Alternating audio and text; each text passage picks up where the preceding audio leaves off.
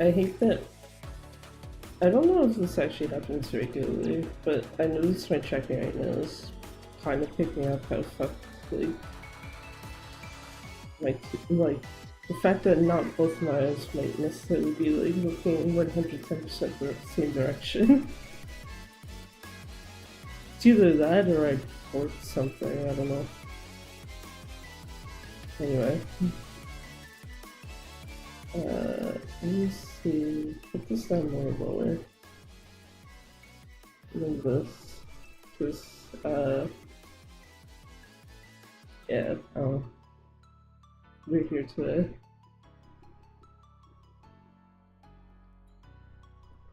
And my laziness is so high that I didn't even, like, close Photoshop earlier. I was just like, yeah, you know what? Even open whatever. It's fine.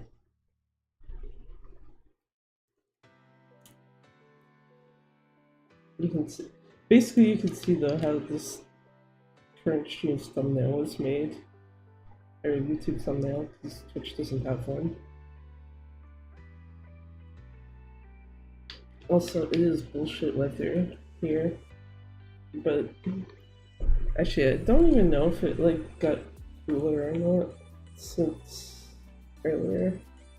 So I've had like fans running in here long before shit started, just to see if I could cool the room down a bit. Yeah, temperature went down like a little bit, and it's not by enough to really matter. 18 Celsius, still bullshit. Way too hot. I hope that's also not a sign of things to come this summer, because that's gonna really fucking suck. Unless I can figure out like a really good, like,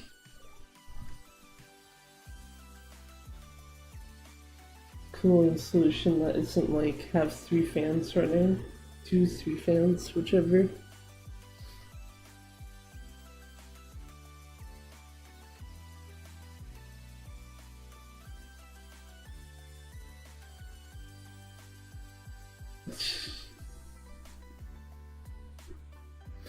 But yeah, that's a whole fucking thing.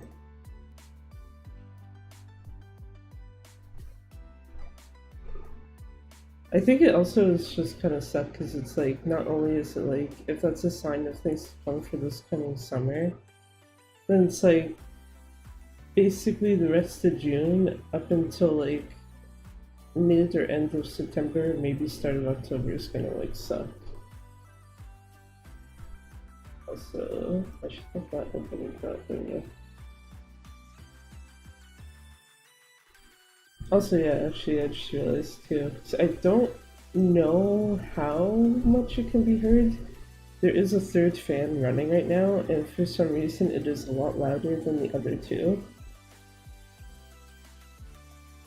Even though it's like also at the back of the room, so I don't know how well this mic picks it up, or if the filters I have on it are enough to like cancel it out to begin with.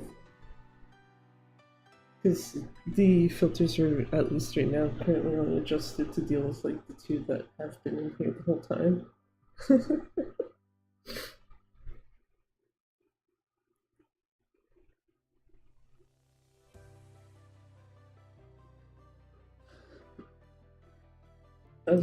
Yeah, I'm gonna open this anyway.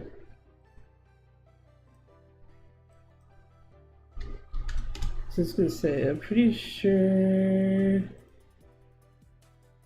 Yeah, I'm like 99.9% sure. I guess I can double check in my files.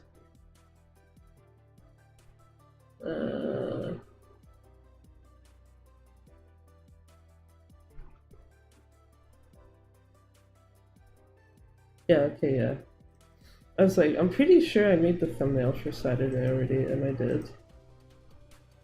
So I don't have to do that. I'd mostly be like trying to do something for next Thursday. Which, kind of like thinking on it earlier, it kind of sucks when it's like, okay, there's like this, and this other thing that I'd be interested in playing on stream, and then it's like, What fucking one do I actually pick? So I think one time I did actually put like a poll up to like decide, and it like didn't really get much votes on it. I think it ended up with like Yakuza Kiwami as like the first one, then Legends Arceus, and then I think Super Mario RPG, the original, and then Tokyo Mirage Sessions were the other two on it. And I do know that like the two that had the most Legends Arceus and Yakuza Kiwami, I basically played them in the order, but it's like, okay, Kiwami first, and then Legends Arceus after. And then didn't do the other two at all.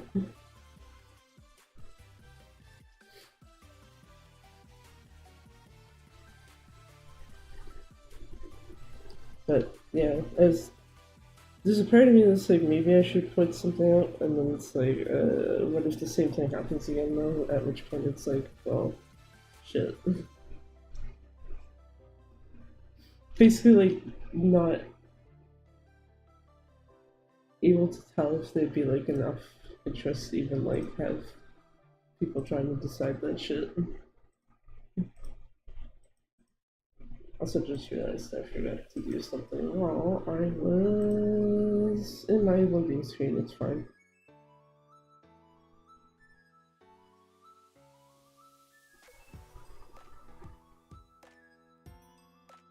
Problem fixed. It's fine.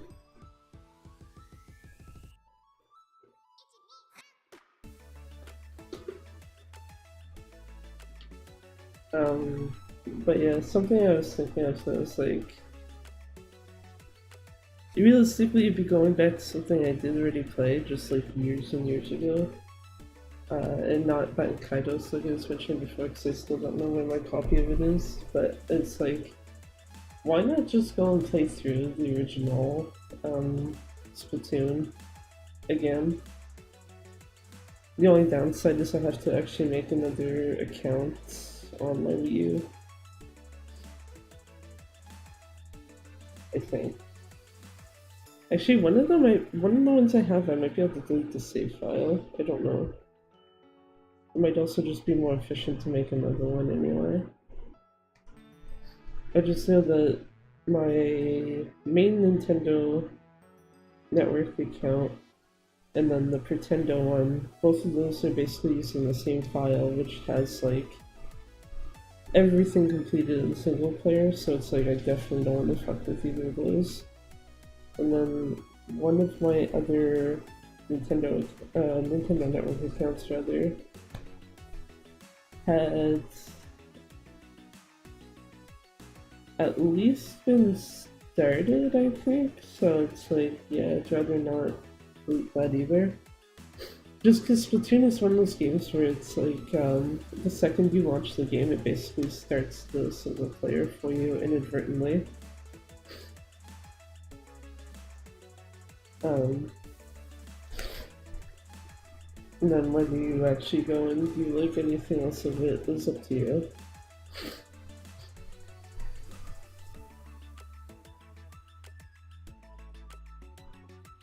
I think it'd probably be easier for me to do like Splatoon 2 in that context. Because I think one of my Switch accounts, actually, I guess I can check that right now really quick. I'm pretty sure at least one of my Switch accounts does not have a save file.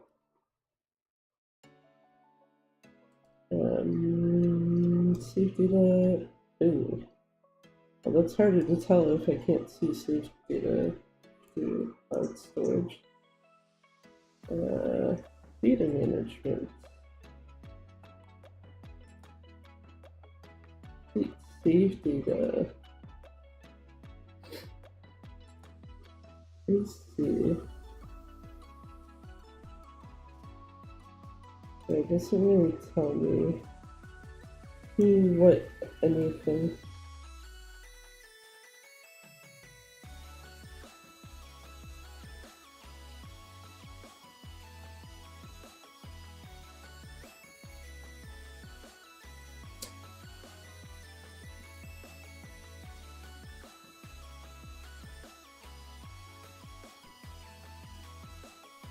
Okay, that's something I can like accidentally delete and I don't really give a shit.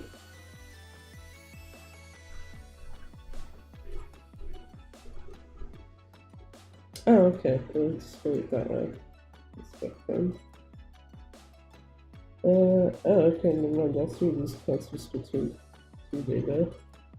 I don't remember using at least one of them with it, so that's a little fucky. But yeah, but I think that was my main thought though, is like at least go back to the first one, and then maybe also go through the second again, I don't know.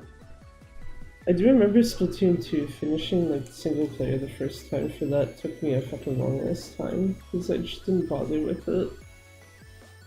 And then it's like, ah, I hate half these stages, at the time at least. Not realizing, you know, Octo Expansion's like, here you go, you want hard mode? You can have it.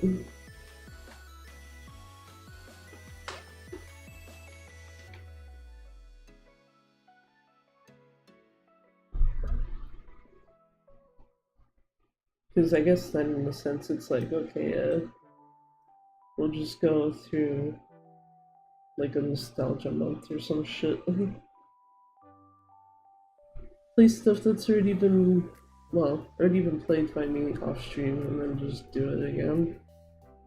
Preferably something that, yeah, like I said, was played like years ago.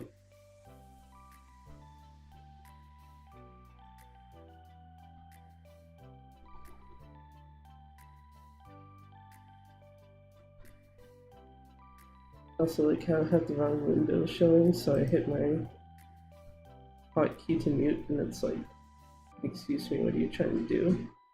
Like, OBS registered it as muting, but Windows itself is like, what the fuck?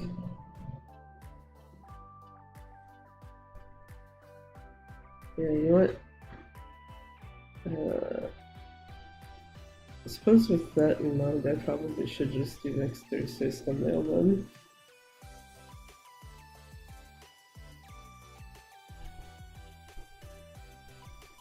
Or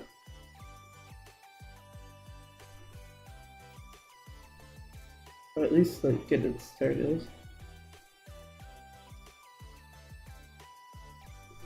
I think it's mostly just gonna be like, what account do I want to use to actually like make the save file with? Make a new Pretender account or delete one of the, or delete, I guess realistically the only Nintendo Network one I can delete. So like I said, the other two have data that it's like, yeah, no thank you, I'd rather not get rid of that. That's there. Just so I don't have to be like, uh-oh, can I see the microphone volume levels or whatever?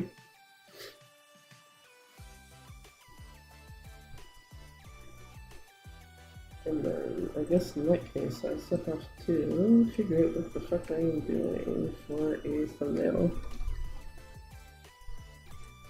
So I think I used... Yeah, pretty sure I have used the, like, kind of default Splatoon artwork already at some point.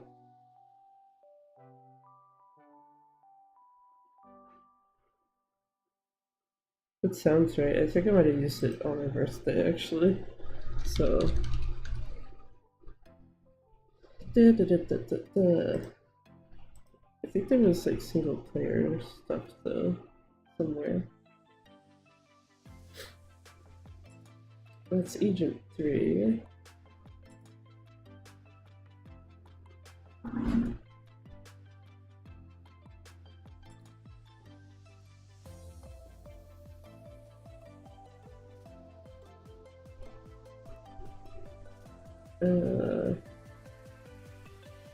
I say Agent 3, it's supposed to be old Agent 3.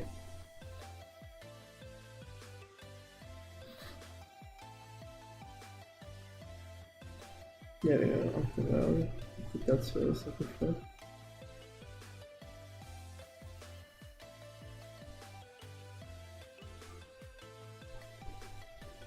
Also kind of funny because realistically speaking, unless you're connected to like official or the unofficial servers rather, the official ones are good.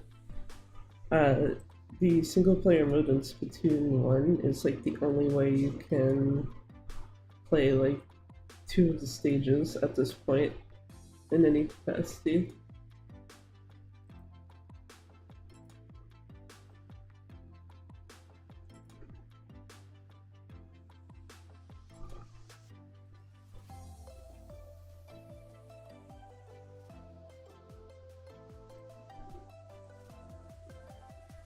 Wait, ew, I don't think that was gonna be big enough. Let me see.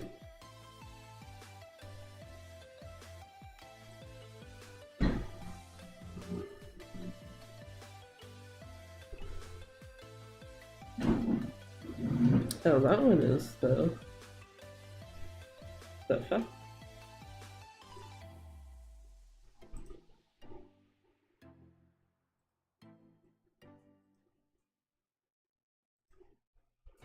Yeah, yeah, sure, I'll take that then. Whatever.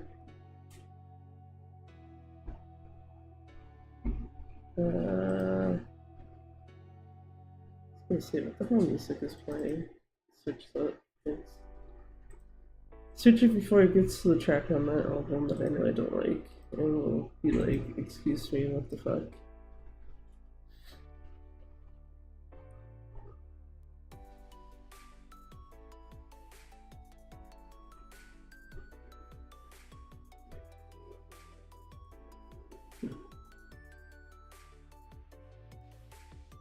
Yeah, I think it's also partially because it's like when you compare Splatoon 3, the way that Splatoon 1 single player goes is like one way different and also like not as maybe not challenging might not be the right word, but it's like Splatoon 3 because it takes the auto expansion type of stuff. It's like you can choose to make levels kind of easier or harder on yourself depending on how you really want to like go about it. Whereas Splatoon 1 is like, nah. You do this one way and one way only. How was your day? Well, it's still bullshit weather, so not particularly great. But not fully dead, so I guess that's a plus side. What about you?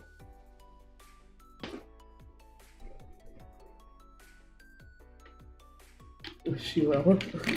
Thanks. Like I was saying earlier, I don't think it's gonna be a good time for the next few months if this is a sign. Finals next week, so hanging in there. Taking summer courses? Or is it just different timings because of not like different location type of thing? Is finals week next week type of thing? It's just we summer classes. Literally spring semester, so my semester ends in June. Oh, that's weird. Okay.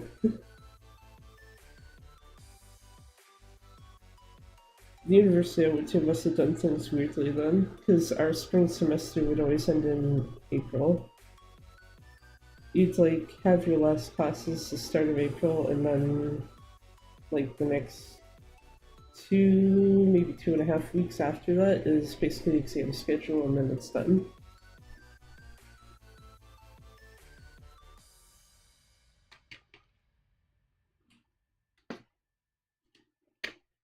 Whereas grade school students would get it in June.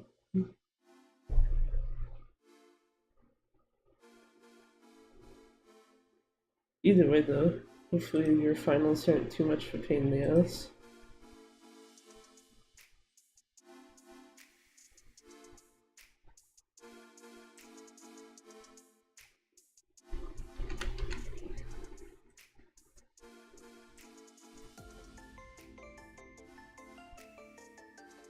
Put that underneath.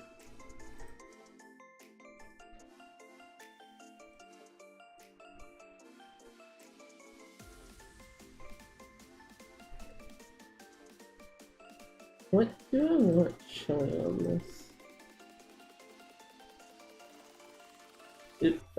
Constraint conditions. Okay, fucking Photoshop. I suppose. Yeah, she's already down there.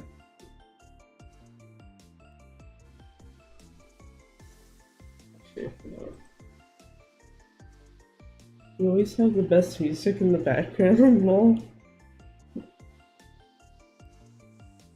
I mean, if you want to check, if you want to check it out yourself,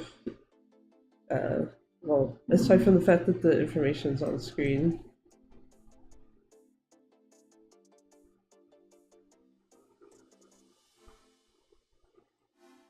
But yeah. It's weird because I think the person only had to like mention its existence once, and I was like, oh, okay, this is actually some good shit for the most part. And then it's just like, okay, well, now I'm just gonna use this, fine. With the person like having released it specifically so you can use it in the background of streams and stuff.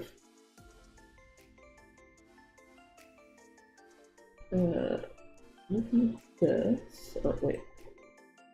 There we go. Do I have.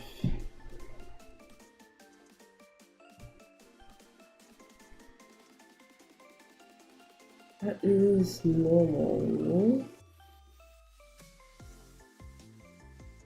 Oh, yes I do have her. Thank you.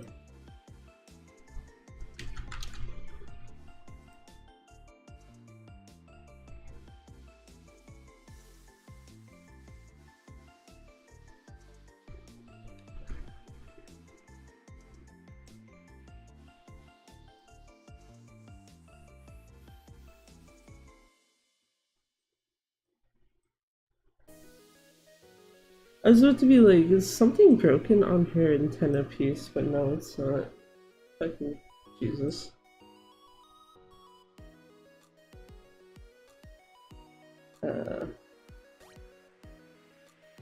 Okay, this is one thing I hate about making thumbnails, and I don't know if anyone else ever has this issue. The fact that you have to... Actually, does this have my cursor being tracked? I don't think it does. It's properties. Capture my cursor, please. Thank you. Now does it show it? Doesn't look like it. Oh wait, yes it does, okay. But this area here in the bottom, I guess technically right corner, is a pain in the ass because you have to remember that the timestamp goes there, and if you're like live or you're premiering something, that indicator also goes there. So it's just like, okay, how do you put something in that corner without it like absolutely being like ruined to shit in the process? So I know I've had at least one thumbnail that I had to change after the fact because of it getting like a significant part of it blocked by that. And it's the most stupid fucking thing. Actually, I don't remember if this thing... So there is like a tool, thumbsup.tv, that lets you like check the thumbnail beforehand.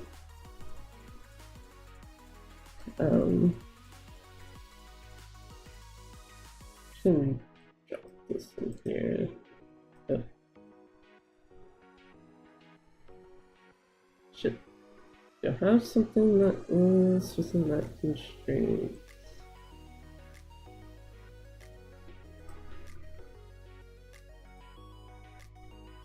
Oh yeah, this should be. Oh, okay, yeah, this does actually show you the timestamping thing, kinda.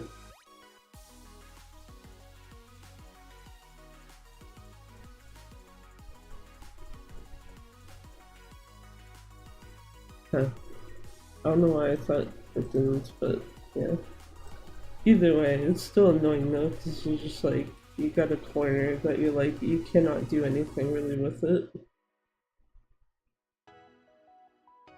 you basically have to make sure that whatever's there is like, yeah, it doesn't matter if you can see it or not.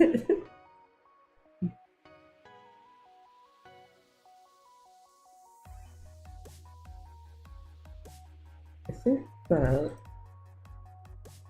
What is. There's a non-transparent version. What's the background color on that?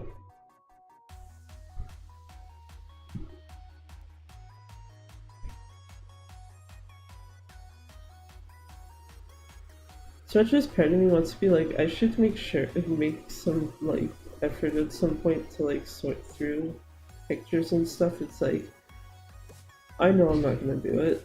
It's like, can I find what I'm looking for? Yes, and I don't care about actually sorting them outside of how they're already sorted.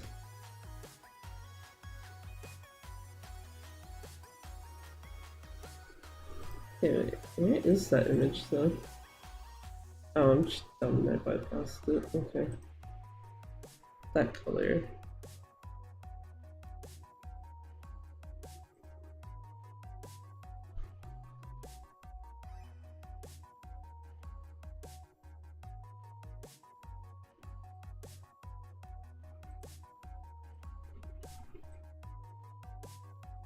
Actually, now that I think about it too, though, I wonder if this would be like a good point to like try to have something like very specifically consistent in each thumbnail for something.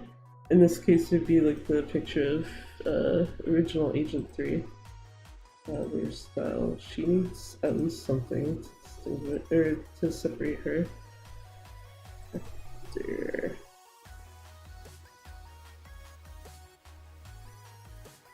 Why does that? Oh, okay, never mind. I was like, why does it look like it put a pink outline when I have white currently selected?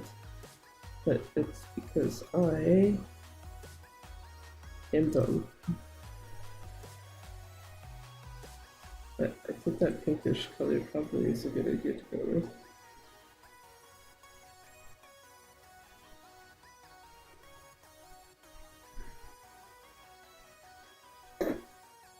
There you go. Have a big ass outline. I think 2 should be sufficient.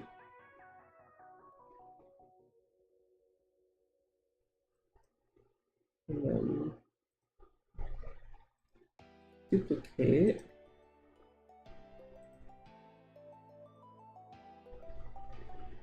I don't need that there, but I need this.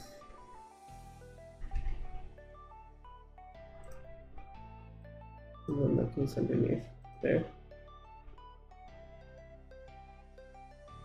Actually, that might not separate her enough.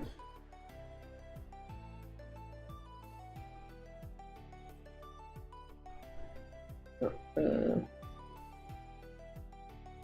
yeah, sure.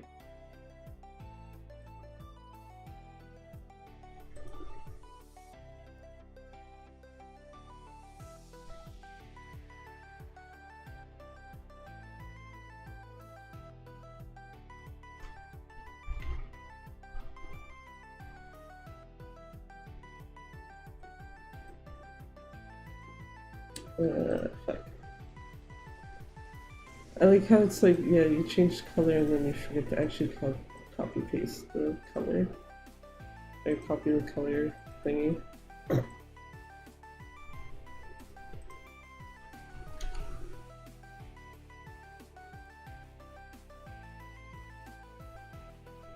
Yeah, that probably should be more than 2 done. Damn it.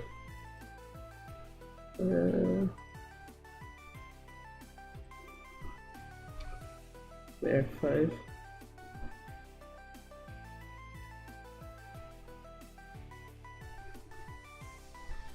And then this should not be 8, it should be like probably 12-ish. Okay.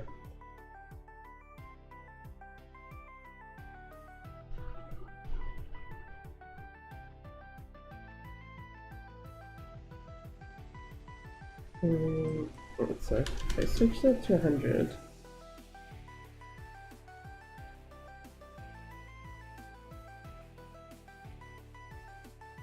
Oh, okay, then I see what my problem is.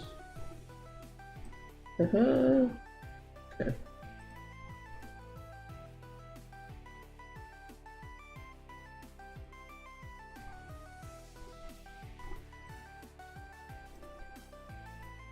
Most tedious thing is just like, okay, what colors?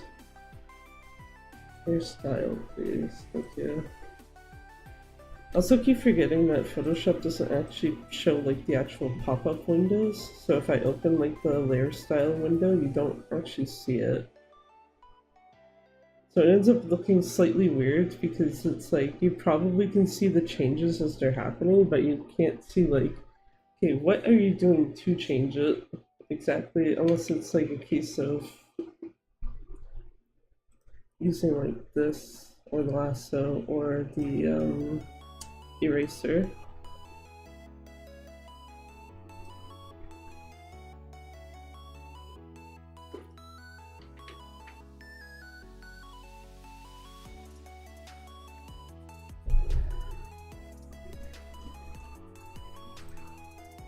I think that should be fine now. Actually, I'm gonna name it the name there.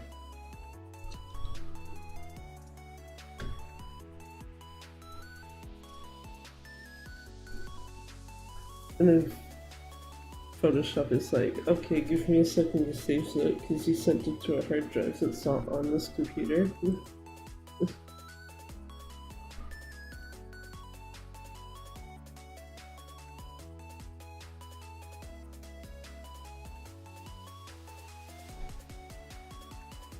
God damn it.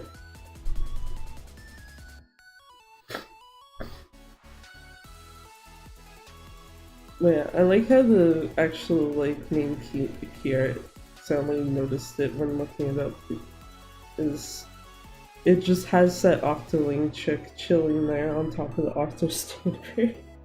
Oh, actually, there's another one right here. I didn't even notice her. I just noticed this one sitting here. Actually makes me wonder then if I should actually move this upwards a bit. Let's see.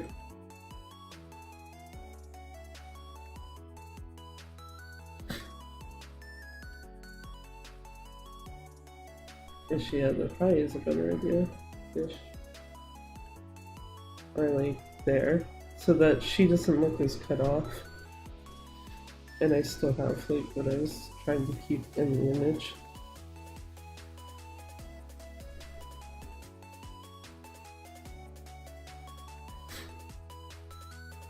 Save as PNG.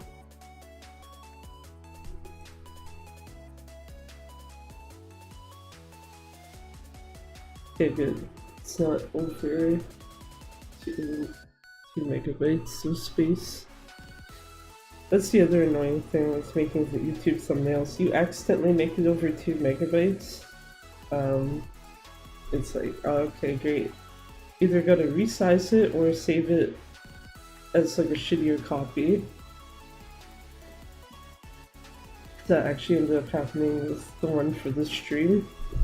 I think what is the original at?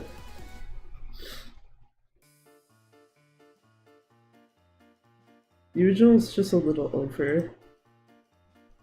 So 2.07, and YouTube's just like, no, that's too big. Give me something else, please. Oh, actually, fuck. That switching of the how that is now though fucks up with this. Damn it.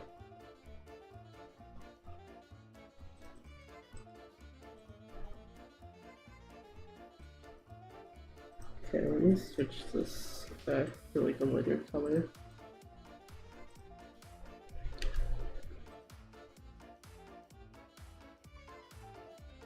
There we go.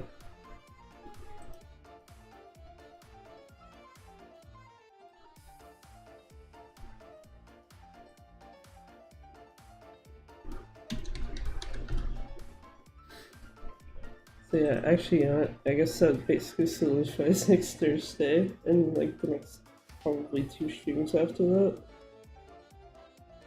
Just go through and play the original Splatoon again and be like, oh god, this is a mess probably compared to 3.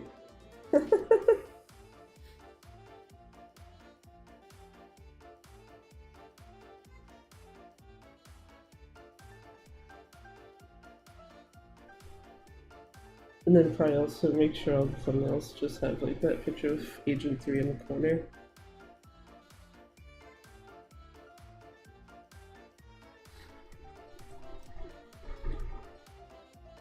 Alright, 75. There. Doesn't look as obnoxious on the screen. Oh yeah, let's just test that shit. Right here, yeah, there we go.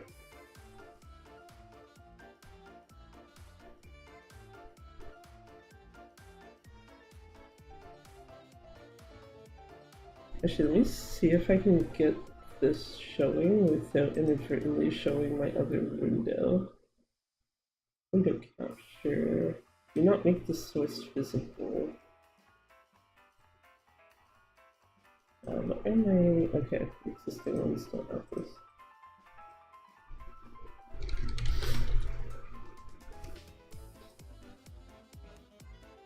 Perfect.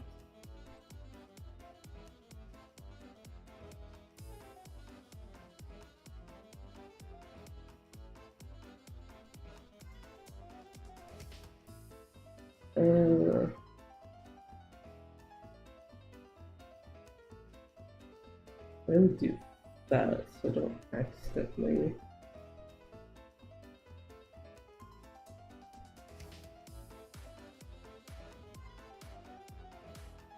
There we go.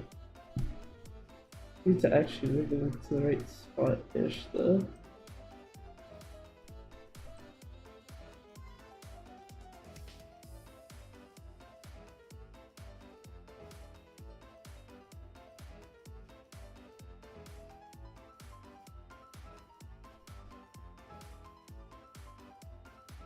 I was gonna say, don't put. I was about to put it under the Photoshop window. That's like that would make this redundant. But yeah, look, this basically this thing here. Hey, is it capturing my cursor? It is. Yeah. Okay. Yeah, this stupid timestamp. Though I don't think this is correctly showing it. Because I've usually seen it be more like this size, even on my computer.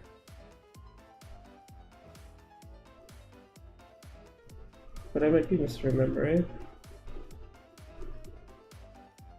But yeah, one of the most annoying things you have to deal with, this stupid thing. The other thing is like, don't put a red border on your shit. Unless you want people to be like, oh, well, it's showing red at the bottom. I already watched it. I don't need to see this again. Which is like, I don't know why. I've seen like a few times now where people were asking in some places like, oh, what can I do to change this thumbnail to like look better? And like at least one point someone was like, oh, you should have a red border. And then it's like, no, you should not. Absolutely not. Any other color but red.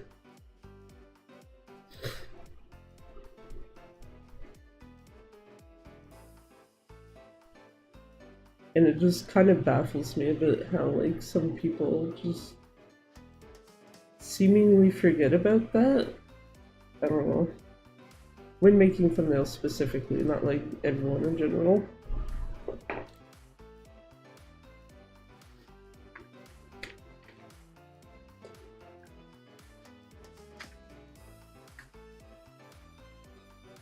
Which do you prefer, Firefox or Chrome? Firefox. Chrome can go fuck itself.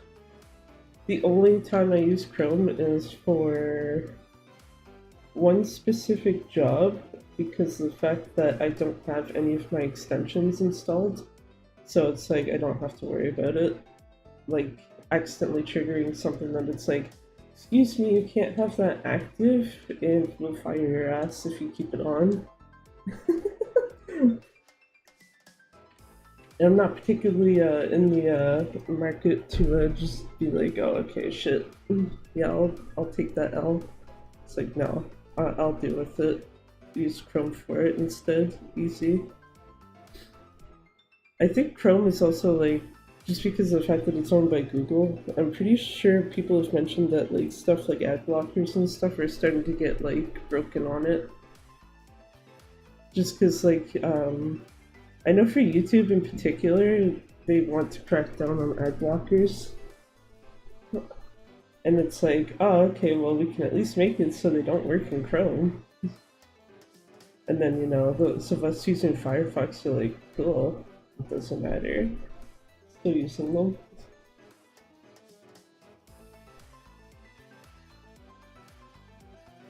Had to disable my ad blocker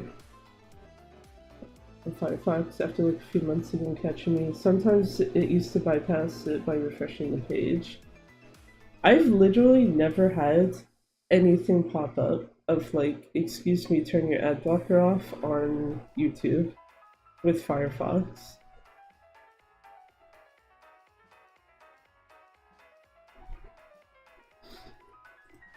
Either just, I don't know if it's just pure luck or because uBlock Origin manages to kind of keep up with stuff fast enough. But I've never seen the like, hey, you have an ad blocker on, we'll block your shit after like 3 videos screen. I've only seen that in other people's like screenshots.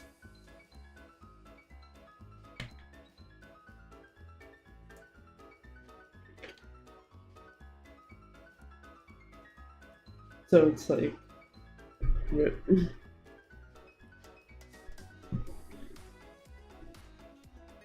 And YouTube doesn't really give you much incentive to really turn it off either. Especially since, like, I know my partner sometimes watches YouTube stuff on Switch, where obviously you can't get rid of the ads. And there'll be times where it just gives you, like, way too many in a row, and you're just, it's like, yeah, okay. Thank you for reassuring me that using an ad blocker is the way to go. Switch has a YouTube app? Yes. It's had one since probably 2018, 2019. Actually, if I can hide that for 2 seconds, I can probably get the exact date.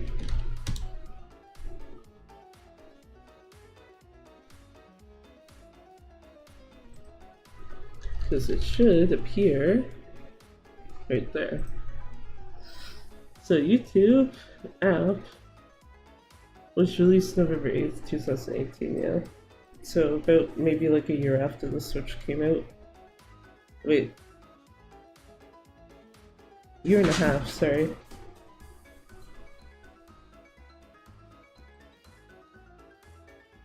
I also will say it looks really bad, but I am very biased as someone who pretty much only watches and uses YouTube on a computer. I don't even like using the mobile app, that's how bad it is to me.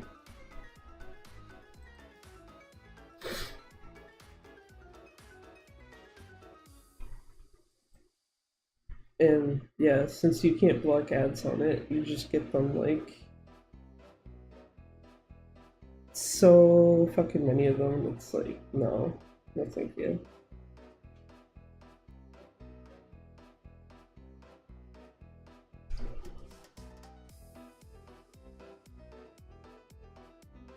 It's also slightly funny because I know that for streams, like if you're actually in the YouTube partner program, apparently YouTube pushes you to also run ads during your stream.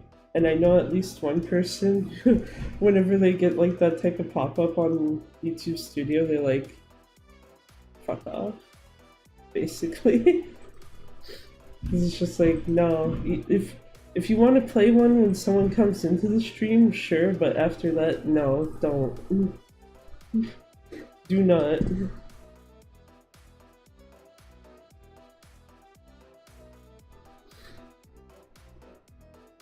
It's actually also why I don't watch a whole lot of stuff on Twitch, because it's like... Though I've noticed Twitch has gotten slightly better, though probably by accident, on that front.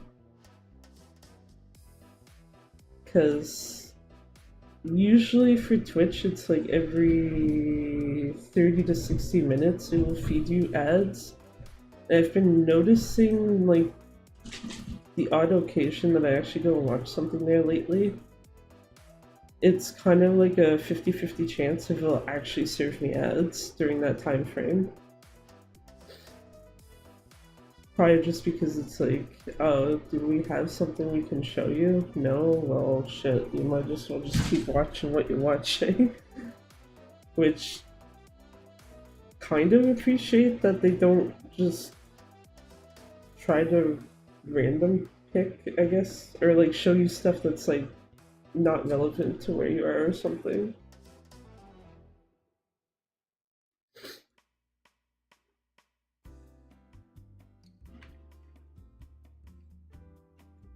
Ow. So I don't try to cut my finger.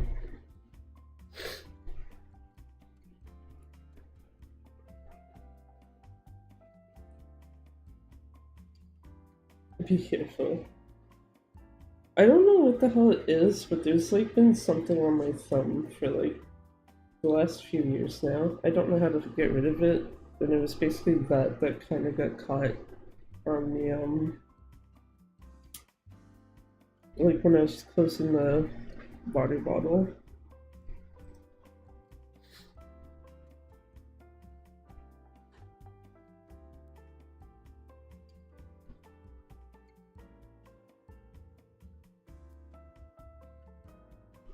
What's on my thumb? I don't know exactly. It's just like a little kind of bump-ish.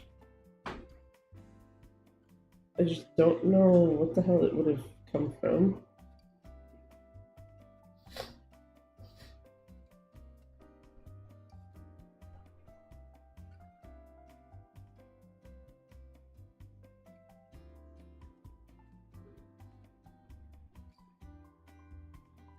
And I've also just not been asked to like try to see if I can like get rid of it somehow.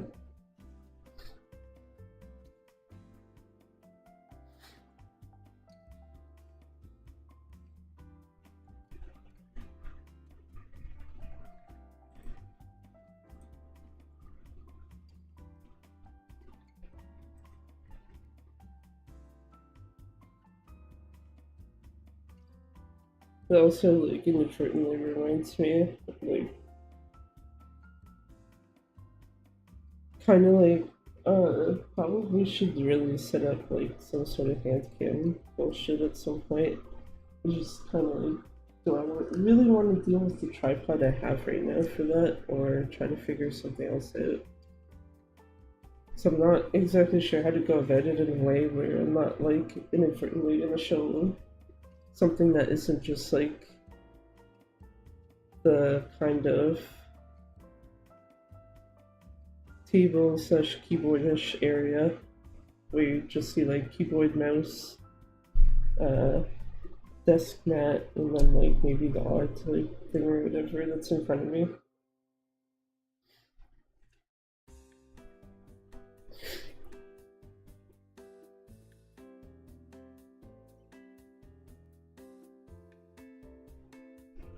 But yeah. Yeah.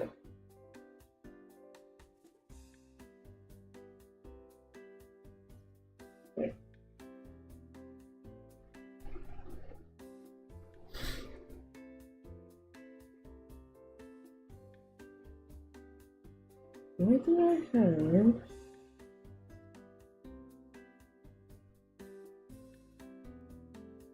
Ooh, I know. Okay, I know where that's from. You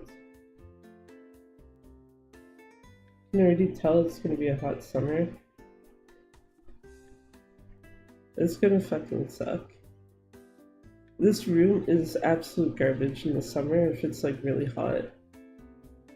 Like to the point, I actually can remember one time, this is like almost 2 years ago, basically when I was like starting to stream like on an actual consistent schedule type of thing, where I went to stream and because of how hot it was, I was just like, I can't fucking do this, and I think I had to like end the stream like after 30 minutes.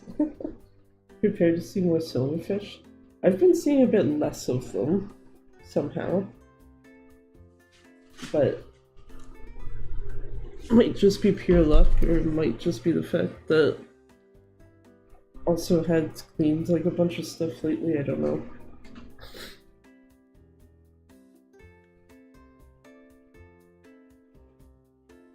They love warm environments, yeah.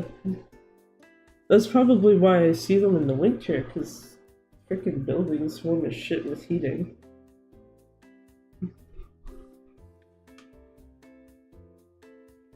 But within like the last 2-3 weeks, I don't think I've seen any. But like I said, I've also recently like cleaned this room. The other thing I can think of is I did also change the like, it's not an air freshener, but it's like kind of close to it. I usually keep one kind of like on the floor in the corner, as a deterrent to them, because it's like basically what I did was just Google like what stuff does yeah, starts to just hang in the drawer in the kitchen. That grossed me out. I think I've like seen silverfish in my kitchen like maybe once or twice ever, and I killed them pretty quick, so but apparently this like sense that they don't like being around, so it's just like, okay, what sense do they not like that also is not gonna harm bunnies? And then it's like, okay, cool, grab something like that, throw it in the corner, done. So that might also be deterring them a little right now.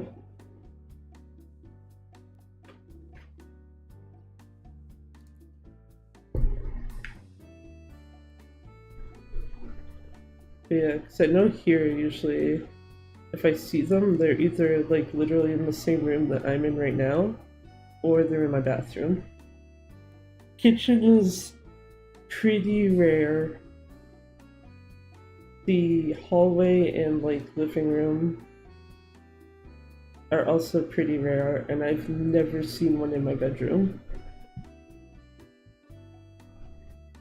Or in the either of the hallway closets. I've not seen them in there either.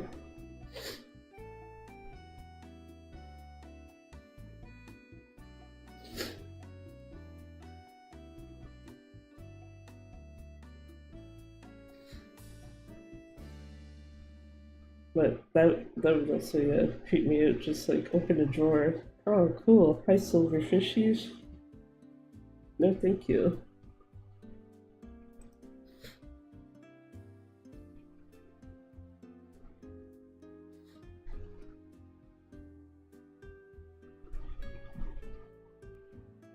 I absolutely hate them. Yeah, they're really fucking annoying. Which I say, and I don't think I've actually seen them like ruin anything per se. They just kind of like offhand appear from time to time, type of thing.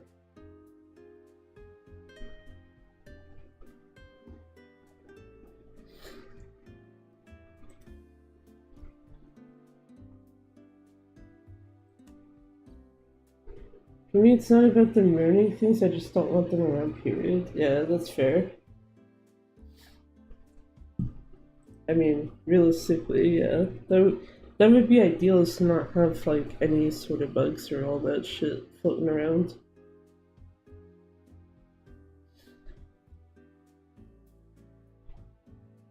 Yeah, I still feel like that's like a plus side though, that silverfish are literally the only thing I've ever seen in this. apartment. Because I know at one of the places, at least when I used to live with my mom, it was like, you get to have a rat problem. It's like, no, no, thank you.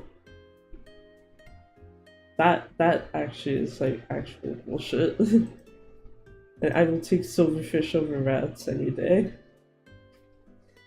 No.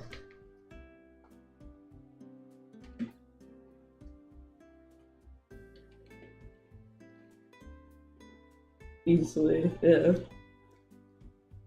So I can still remember one time, even when I was trying to go to sleep, and I think I just had like a offhand garbage bag sitting like at the foot of my bed or something like, or close to the foot of my bed at my mom's place. And then I just hear it rustling around and I'm like, it's a mouse, or rat, mouse, whichever. It's like, I can tell that's what's in there. It's like, I don't want to deal with that, so I'm just gonna take this out of here.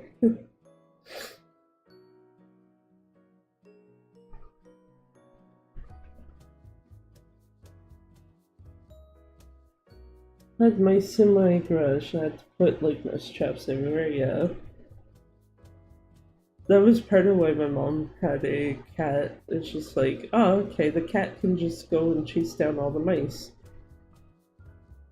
And actually, it was funny because the cat she had before the one she has now, when that particular cat was actually like healthy, what you would sometimes have is the cat. The cat would actually like attack the mice, and for some reason, it would chew the head off of it and then leave the body there for you to find. So it's just like, here you go, here's a gift of a headless mouse. Grandpa somehow got inside his car. Oh, got rats inside his car engine. I don't know, but they were in there. It's probably like the same idea of how you like would get like a cat or something kind of in a car. They probably like trying to snuggle in there for warmth. Just, in the case of rats, it's like if they get injured slash die from it, you're probably not gonna care compared to like other animals. It's like, well, you're already a fucking nuisance, so whatever.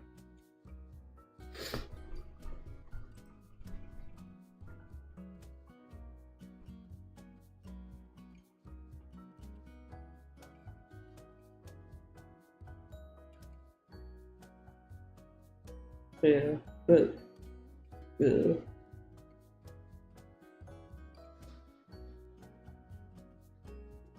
one problem I pretty much just hope to never have here. My understanding, it shouldn't ever be one, but yeah.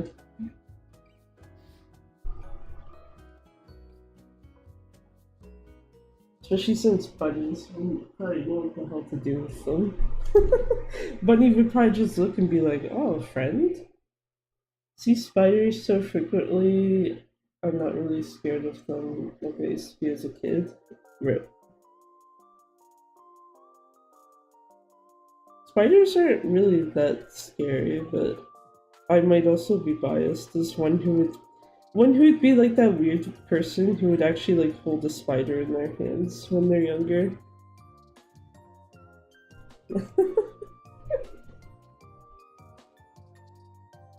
Not like there's really a lot of those spiders that are usually in this apartment anyway. Not scared. Let's say look, they're just feeling them.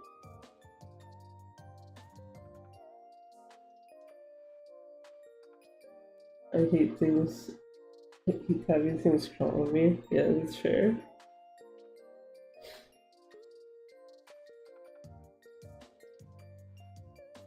It does, yeah, that usually doesn't feel too great. If it's something that's crawling on you and you don't know what it is until it starts to do so. If it's something you've picked up, it's like meh. At least to me.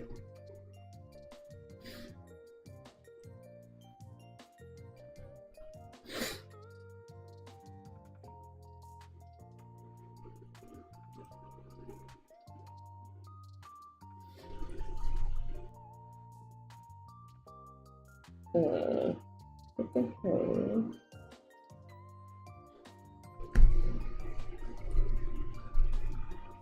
Wait, I wonder if that's actually still showing right now. I have to actually use it on this window first.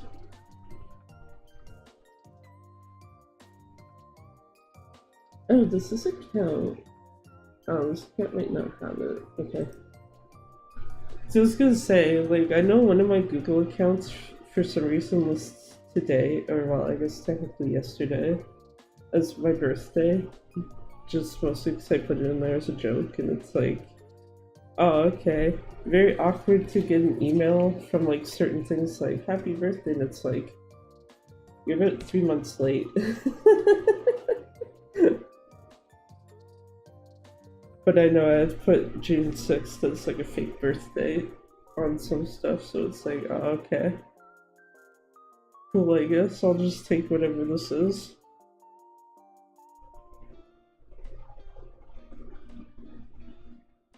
But yeah, because I think at least one of my Google calendars, like literally, it's just like, oh, happy birthday, whatever. Apparently, it's not the one that this account is tied to.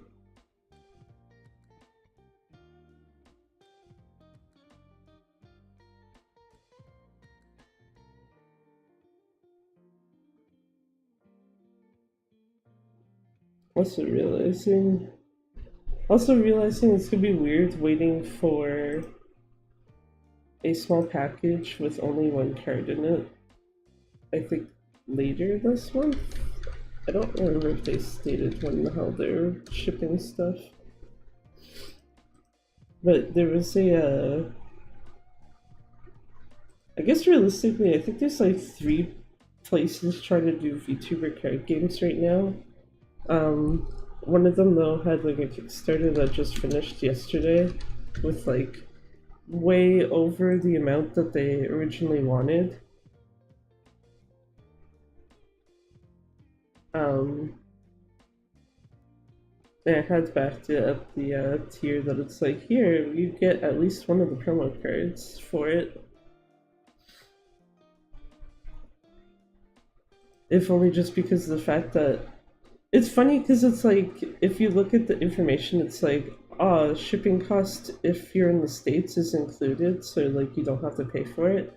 And then it's like, okay, what if you're in Canada? And it's like, yeah, you still don't pay shipping. It's like, oh, well then you can have like well, technically more than $5 because it has to currency convert, but it's like, yeah, sure. Watch whatever the hell promo card it is though be like, this one kinda sucks for the game. Oh well.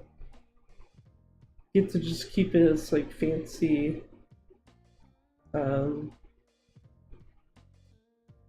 what the fuck's the term for it? Like a fancy like hey, you got like early stuff or whatever that other people basically won't be able to get.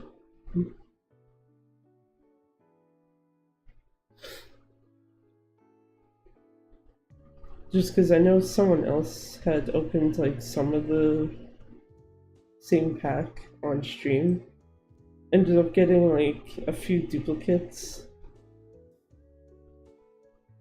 even though I guess realistically you could argue whether or not they're duplicates because like they were alternate art versions in some cases, but it's still just like, yeah.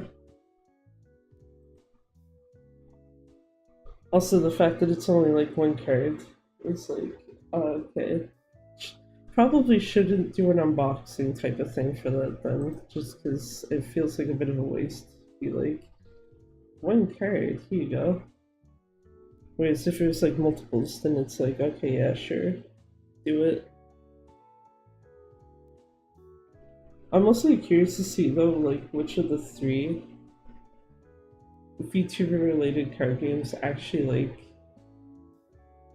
well, one, if any of them are big enough to actually like get played to any sort of like competitive level, and then B, which ones like you'll actually be able to like find pretty easily and like probably play IRL slightly easy.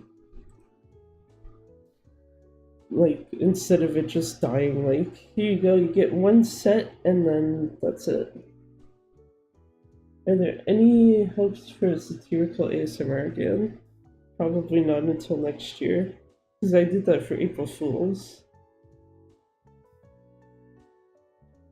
I also would have to figure out what the hell to do for it that isn't like one of the same in a sense. Though that does actually remind me, and it also would make me slightly hesitant to do it. The fact that apparently there's been a few people having their channels like hit both on Twitch and YouTube for posting ASMR shit. Though I did notice like a couple of them were posting like more questionable-ish ones where it's like, okay, I guess, but it's still kind of bullshit that they're losing their channels because of that. Your voice is honestly pretty soothing. I don't think it is, but if you say so. I am slightly biased from having to hear my voice way too much, both while speaking and then while having to edit shit. Like they were posting NSFW ASMR. Not outright NSFW, but it was kind of borderline. But it was, to me at least, it would still be safe enough that I think you shouldn't really be hit for it.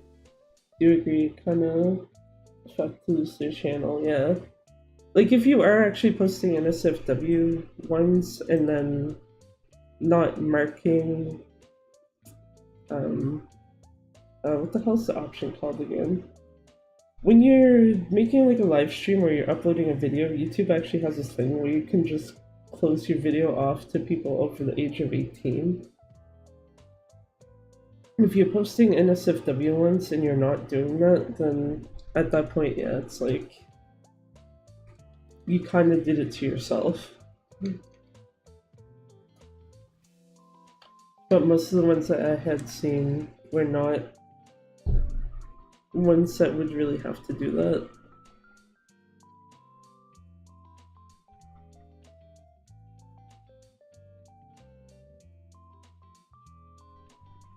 I think it's also worse when you see Twitch kind of doing that versus YouTube. Just because of some of the shit that you can kind of get away with on Twitch. And it's like, okay, so you go after that, but not other things. Weird choice.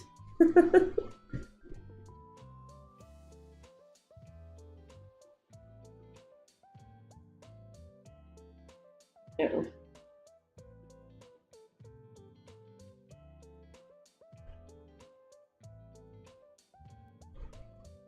Remember back in 2018, you could literally post like ERP ASMR without getting a strike. Somehow that doesn't surprise me. And I wouldn't be surprised if there's people who are still... Actually, no. I was about to say, it wouldn't surprise me if there's people still doing that, and it's like, no. I know of channels actually that are doing that, and I don't think they've gotten hit. But, to be fair, the two that I can think of off the top of my head, if I don't die while talking, the two I can think of off the top of my head are not English channels, so that probably gives some layer of inadvertent security. Given that Google is mostly a English-speaking company. I might be wrong, but I don't think they go after non-English stuff as often. So that probably helps those two particular cases that I can think of, because one of them is Japanese and the other is Korean.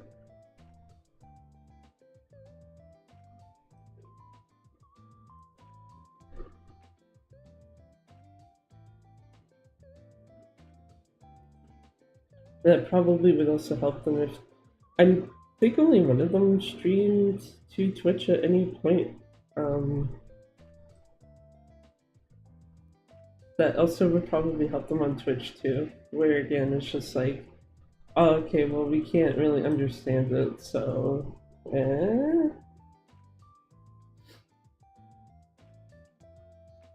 Especially more so when you consider Twitch's side, they already have like moderation issues, as is with other things.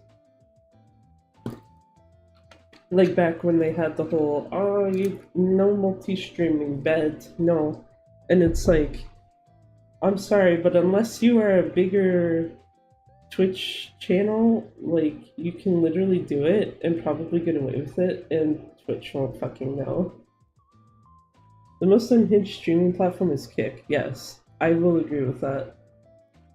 A friend actually posted something in Discord the other day of someone on there doing like some absolute fucked up shit that almost got someone killed, and it's like, okay, well, that tells me to stay away from that site with like a 10-foot pole. Because there was a part of me that was considering making an account solely just to make sure like someone can't take my username. I might still do that just solely for that purpose. But it's like, after half the stuff that I've heard about the site though, it's like, yeah, I would never actually use it. A lot of upcoming streamers will do anything for those clicks, yeah. Why do I got Halloween music playing? No thank you. They don't care what they say or do, yeah. And that's generally not a good road to go down.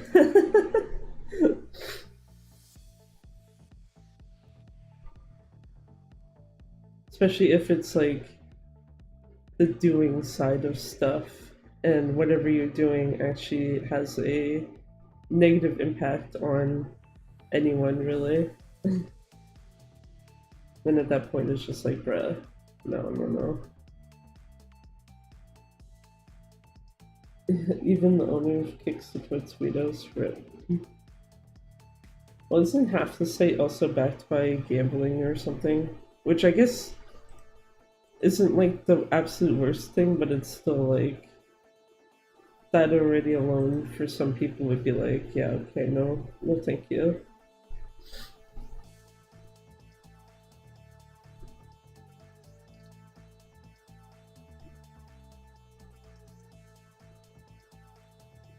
And then got kicked by a guy named Aiden Ross.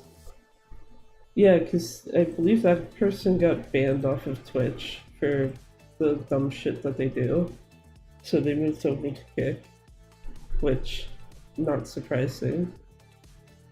I don't know if it's a good or a bad thing then, that's not how I found out about Kick. The only reason why I ended up knowing about it is pretty much right when it was made. There's a guy that I follow who literally was just kind of like, oh, there's a site called Kick that just opened. One, it's like backed by gambling, so that's something you should probably take note of if that's an issue for you. And then B, it's like, will they actually be like a decent competitor to Twitch? Blah blah blah.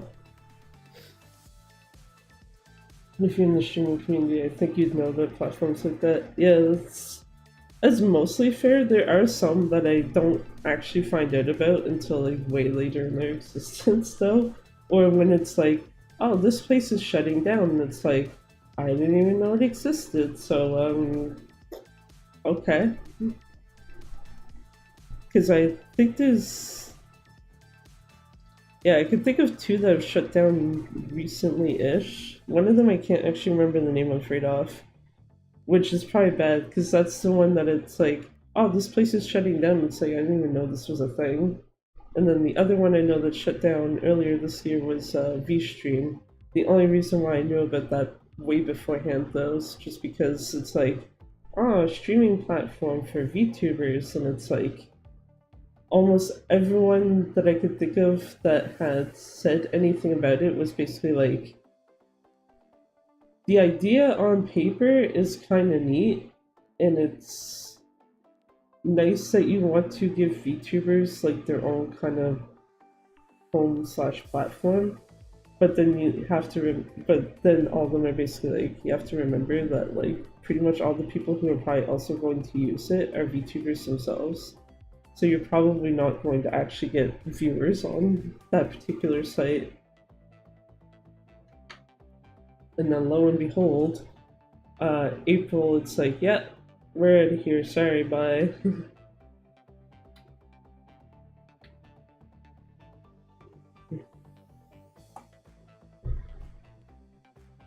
Actually, I think the even worse part is they made their closing date April 1st.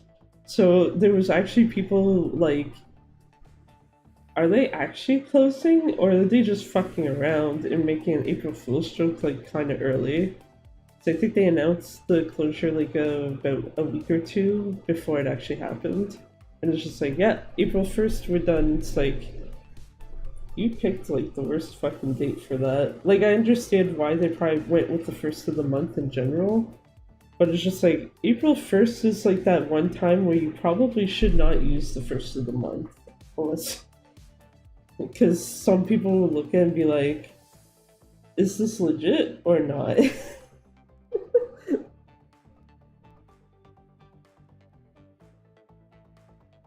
Because I don't know if this is the case for most server hosting companies, but I know the ones that I use for some stuff specifically charge you everything on the first. I wonder if Kick donated $5,000 to a streamer who would get girls on Tinder, invite them over to his house, and tell them his camera's off so they do it. God damn it. Yeah, that's pretty fucked up, honestly. Like, yeah, everything I hear about that site specifically is just like, no, thank you. The only reason I can see that exists to actually have an account on there is solely just to make sure that someone can't try to like impersonate you, basically. Where you basically are just like reserving your username.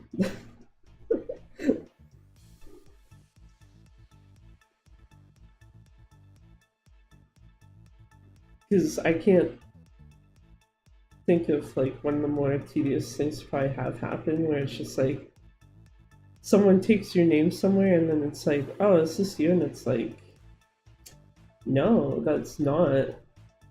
It's part of why YouTube actually is slightly annoying because it's one of the few places where my name was actually taken. And I had to like add something to it. Honestly, the whole freedom of speech argument on Kick is invalid when your speech is consists of insulting people 24/7, being homophobic and racist for no reason.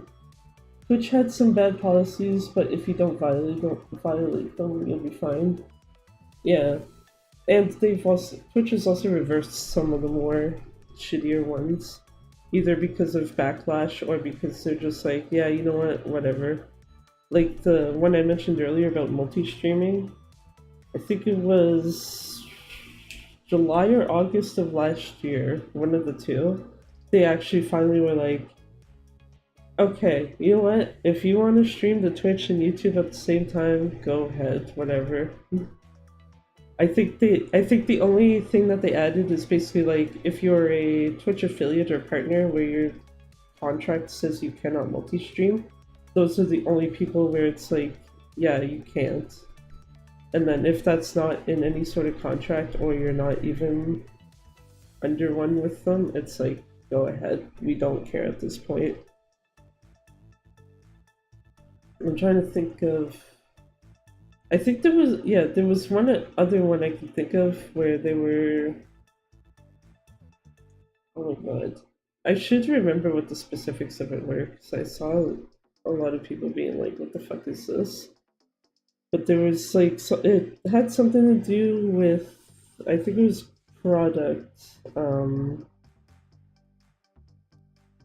Like if you had product placement in your stream, they wanted I think to make it so that you can only have like whatever it is you're promoting take up like a set amount of your screen And if you take up more than that, it's like, no.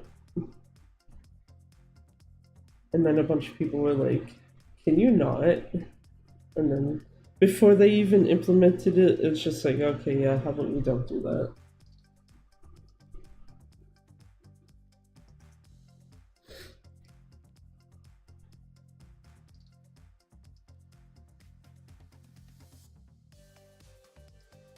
Oh yeah, actually, there was one other one for Twitch.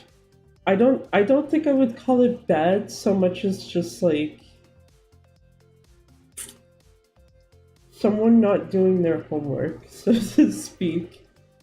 I think there was a point where they were like, oh, if you want to draw like NSF, do stuff like draw NSFW, for example, on stream, you can do it and you don't have to like censor anything. As I think the only thing that they had, because that was around the time when they were introducing the what are they called? I should bring it up here.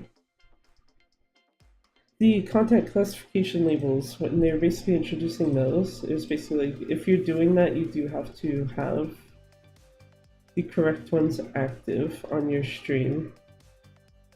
But otherwise, it was basically like, yeah, go ahead. And some people very much took advantage of it. I also remember there's one clip I specifically remember from that time frame where someone went to watch a VTuber who was specifically drawing like NSFW on stream. That's all they were doing. Anything else the person was doing was actually like perfectly fine. And I specifically remember what the fuck was the line? It's like looking at pussy on Twitch or something like that. And then people also having to tell the person that was watching that particular VTuber, like, by the way, you need the sexual themes tag on your stream right now. So if you don't, you'll get in trouble. And I think the person actually did get banned for like 3 days from that.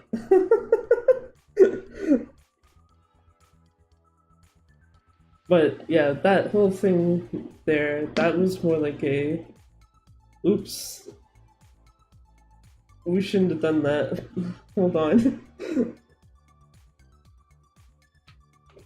Because it's one of those things where it's like, I get what they were probably trying to do with it, specifically probably for the art community, but then it's like, you have to remember that there's other people who will probably just take advantage of that inadvertently in other ways. So, you know, maybe don't.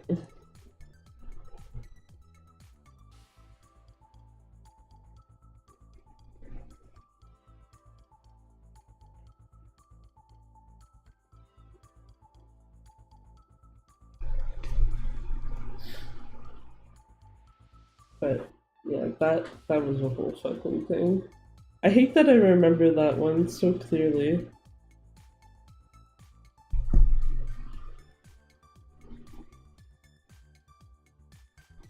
But yeah, I will at least say, like, outside of, you know, those things, yeah, Twitch hasn't been like the absolute worst.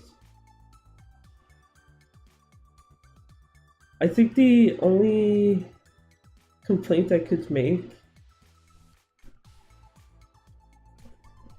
I was a YouTuber, quote unquote, once. What do you mean?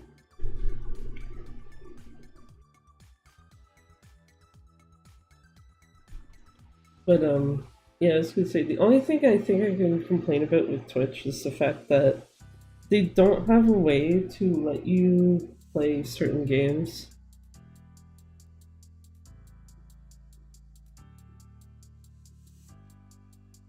Like cussing at me and stuff, so I don't lose my channel. I see.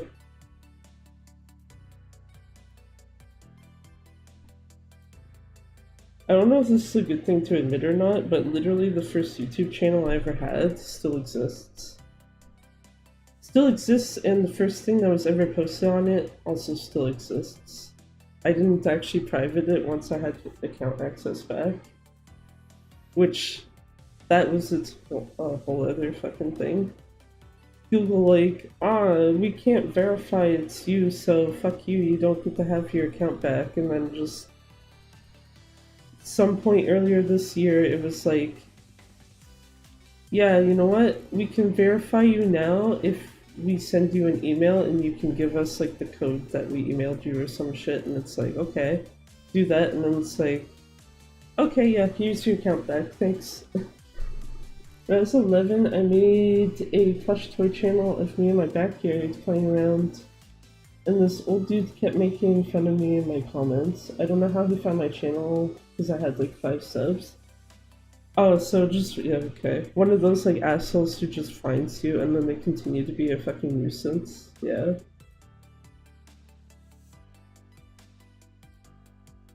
I feel like that's like a plus side here. Not really had that issue. Even, I noticed actually even when I got access to that older account back, there wasn't really any like negative comments. I think I don't know if it's called it worst, but the most questionable might have been like, oh, how do I watch like more episodes of this thing where I had uploaded part of an episode and then apparently did not upload the other parts?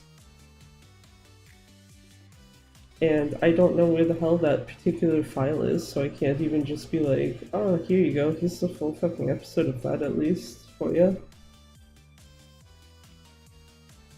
But yeah, that type of thing sucks when it's just like, you get a very persistent asshole who just wants to fuck with you.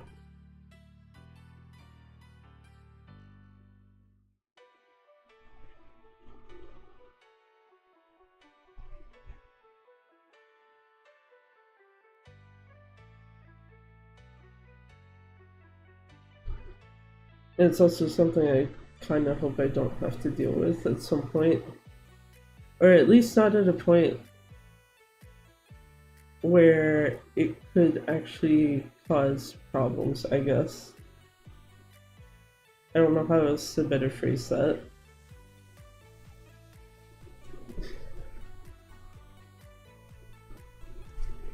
Should get some mods in this chat.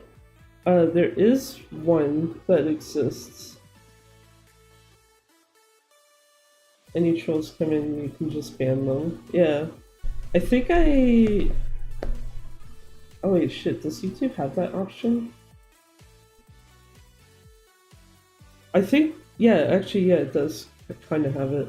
I know that YouTube, you can set it so that it will actually hold some comments for review if it picks up like, okay, this might be questionable, do you actually want this to display or not? Because Twitch also has that function.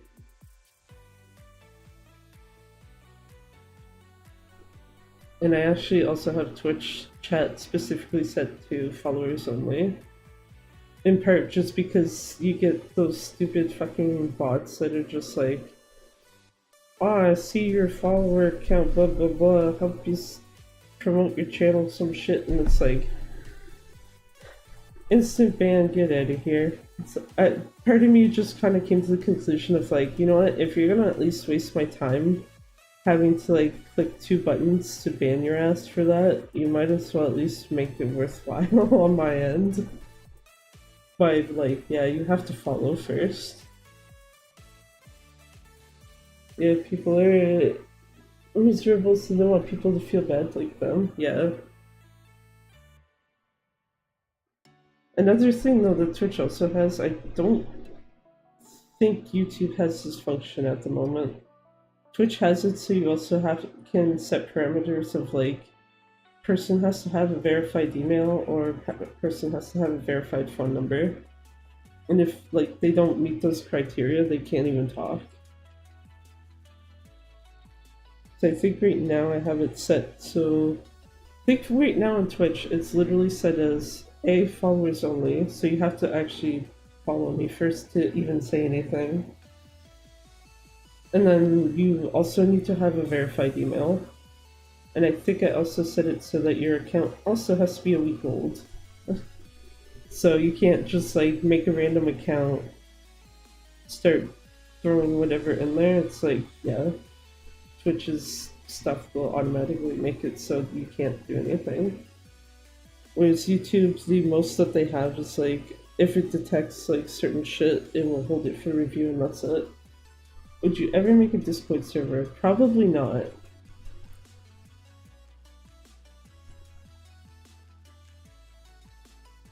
I have specifically kind of made it a point to not do that, probably. Just because the main issue that I can think of from having done like moderation work elsewhere, not specifically even just for stream chats, but like elsewhere in general, it's just like I kind of don't want to deal with it. I'm just like, no. I get it, yeah. I just, it's like one of those things where it's like, once you do it in certain aspects, it's like, it can definitely be a struggle, yeah.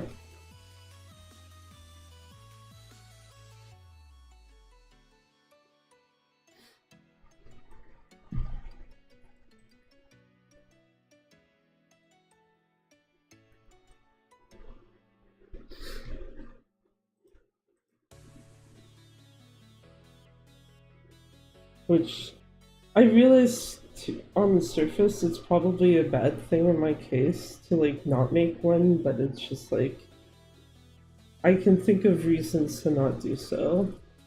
And those reasons, when I look at them, I'm like, yeah, it's probably better just not do it.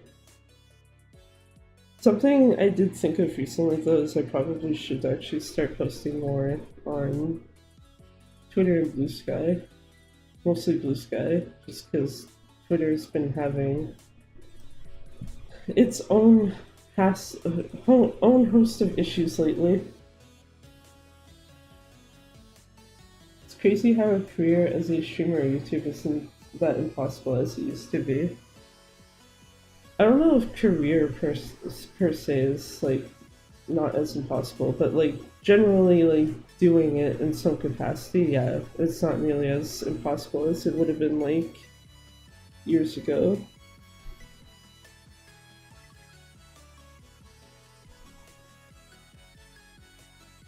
So I think I know for sure trying to do like VTubing stuff prior to like, I'm trying to think, 2020, 2021, it'd be like, good luck. Whereas now it's like, okay, it's actually not that hard to kind of start-ish. When I attempted to be a YouTuber, I didn't really have my own style like you. I was mainly copying people I looked up to. I would argue I don't have my own style. But I think that's mostly in part because I'm like, what the fuck would I classify as that?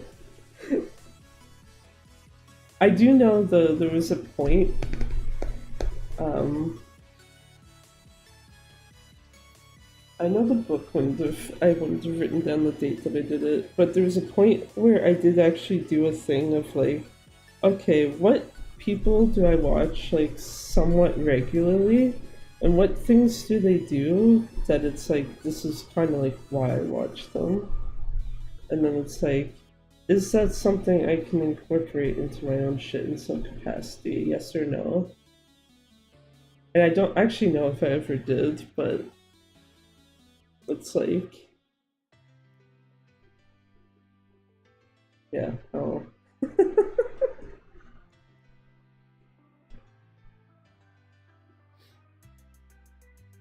To be fair, I think also half of it just stems from the fact that I started this somewhat as a joke-ish. I only say somewhat because I know for sure this model I had been working on it since like 2020. But it wasn't until a friend was like, no, you should do stuff, kept poking at me, and I'm like, you know what then? What I'm gonna do is make it so my debut date is April 1st. Because then, if I never do anything again, it's like, see, it was joke. And then if I do, it's like, okay, well, at least I have a reason to like do something funny every April 1st. Just like, yeah, here, this is actually my anniversary. Sorry. I think I remember actually saying that in the video I think I made like after a year of doing stuff. Which is like, yeah, literally picked April Fools because it's like if you don't continue with it, you have a reason to hide behind.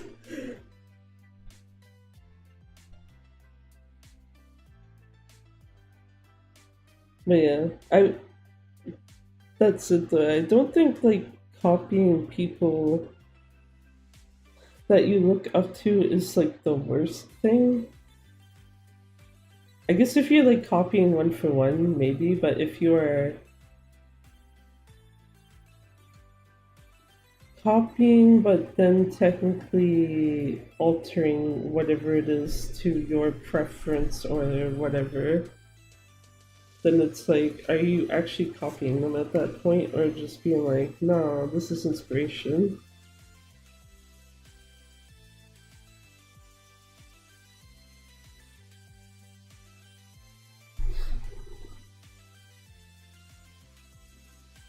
Oh. One of those fucking weird ass things, I guess.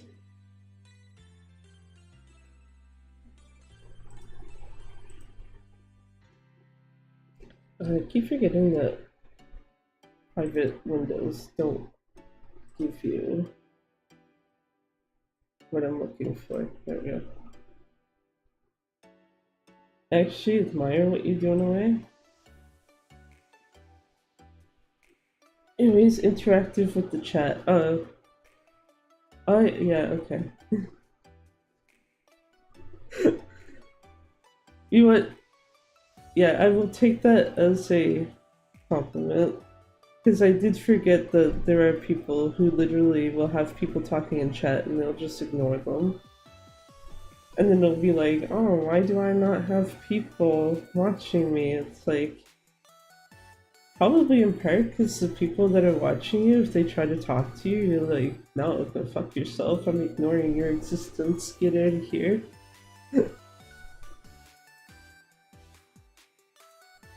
Or like some combination of that and then also just not talking.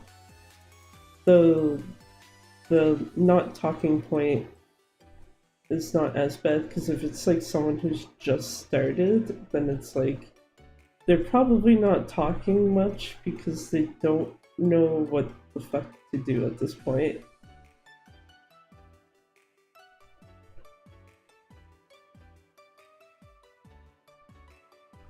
But yeah, I think that's something that I have actually like specifically taken from a number of people I watch, where it's like most of the ones that I do watch regularly, and most people that I watch regularly enough streaming wise will pretty much always talk to chat.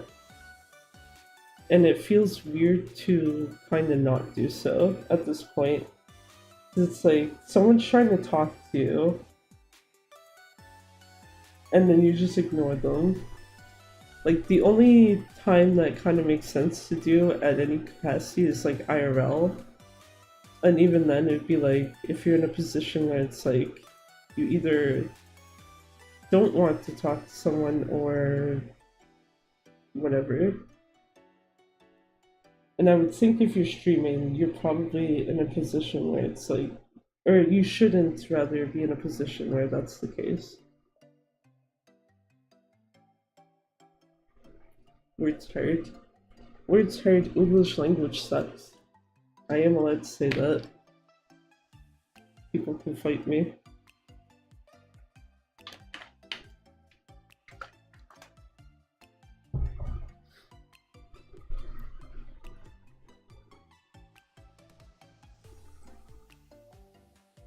But yeah, that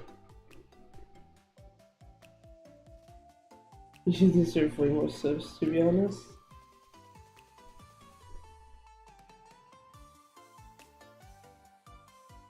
part of that is probably in part my own fault, so.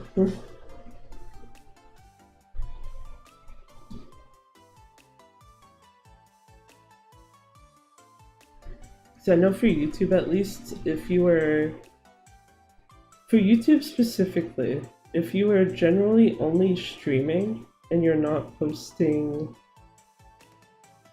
shorts and or videos of any sort, whether they be clips or like actual like this is its own standalone thing aside from streaming, then you usually are probably going to have a harder time getting subs.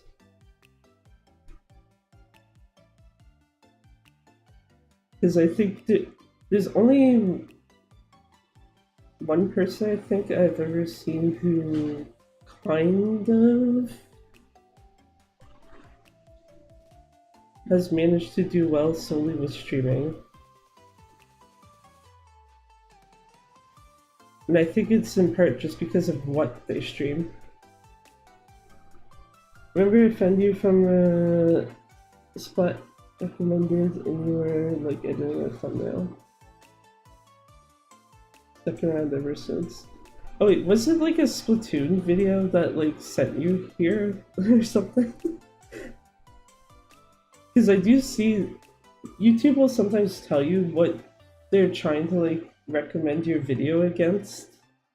And I noticed sometimes it will put Splatoon stuff and I'm like, it makes sense, but it's also like, I don't think most people are gonna look at it. That's interesting though. For some reason I thought the way, it might have been just how you might have worded it before, it sounded like you had found like, found it like on the homepage or something rather than like on the sidebar of a video or something. Not that it really makes a difference, but yeah. That also reminds me, and I don't know why the fuck this is a thing. Because Saturday, wait, was it Saturday? That sounds right. Yeah, June 1st. When I was Little Kitty Big City. I don't know why, but I don't think the stream itself got many views like while it was live, but for some reason the archive of it, whoever the hell YouTube's throwing it out to, it's just like, oh yeah, here, we'll go look at it. And then when I looked at the view count of it earlier, it's like, how the fuck does this have like 409 views? Like what exactly happened with that one stream where not only is YouTube like just throwing it out to people, but then it's like, oh okay, yeah, actually we'll watch that, at least to some extent.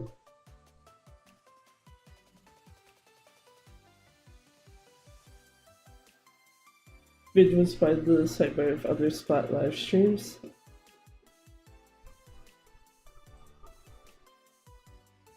I guess at least that tells me that YouTube somewhat knows what to try to recommend to. Yeah, I don't know what the hell's going on with that Little Kitty Big City one, but I'm just like, okay. If people fuck with that, sure.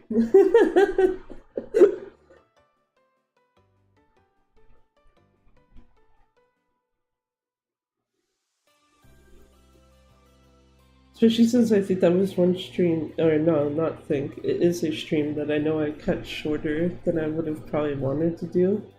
Just because of the fact that I was getting kind of like sick while trying to play it. And then it's like, you know what though, I feel kind of sick playing it, but I am like literally like borderline 2 seconds from the end of the game. So it would be an absolute dick move to like probably myself and like anyone else watching if it's just like, no, you gotta come back for another stream if you want to see the end of the game.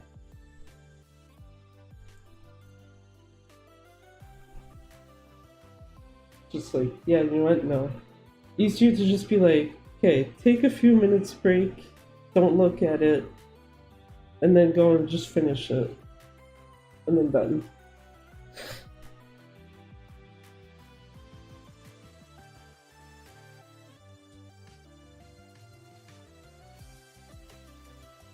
But yeah,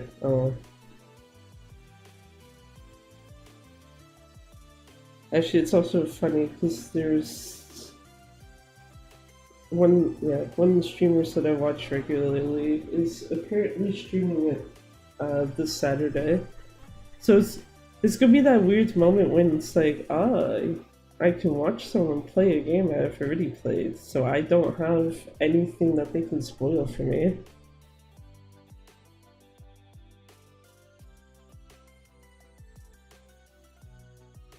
Instead, you can just sit there and be like, okay, that's how they're choosing to do this. It'd be like, not critical in their chat, but just like to yourself, be like, okay, so they're doing this instead of this other thing, and so on.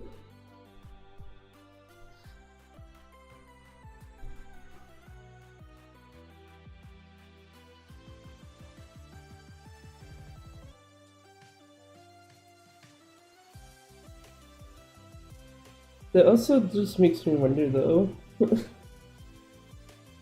um, like how many people find this channel by what specific means, type of thing. Because I know Splatoon seems to be the most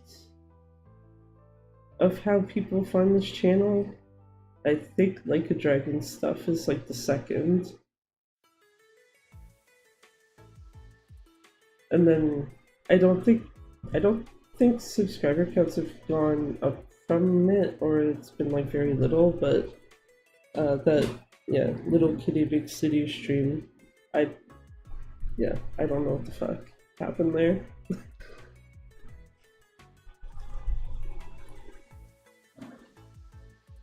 What games do you plan on doing playthroughs so far?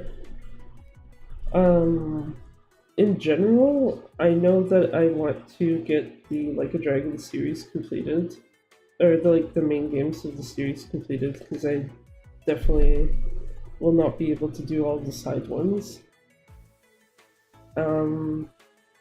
I just haven't decided if I'm going to do some of those as like off stream and then like post them as videos, or do them all on stream yet. And realistically, just because of the fact that there's literally only one game left in it anyway, the Alan Wake / Control series, that's also one I want to actually just finish. But I specifically want to do Alan Wake 2 in October, so that instead of doing what I've done for the last 2 years of like, oh, we'll just play a spooky game type of thing on Halloween, it's like, no, we'll take the whole fucking month, and maybe like then some, but it's like, no, we're doing the whole month this time.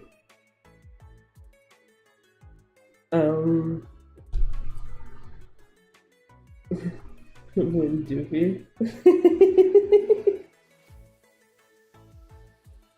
I know I've had other games that I've written down.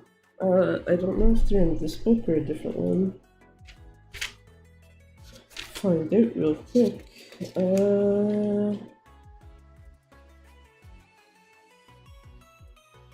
no, that was for something else, so no.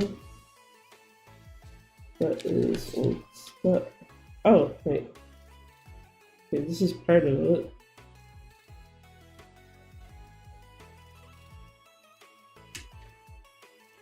Is that April Fool's video? Okay, I think I need my older book. Or one of my older books. I don't know where the fuck I put them all. Shit. I have one sitting. Oh, no, this is the other one.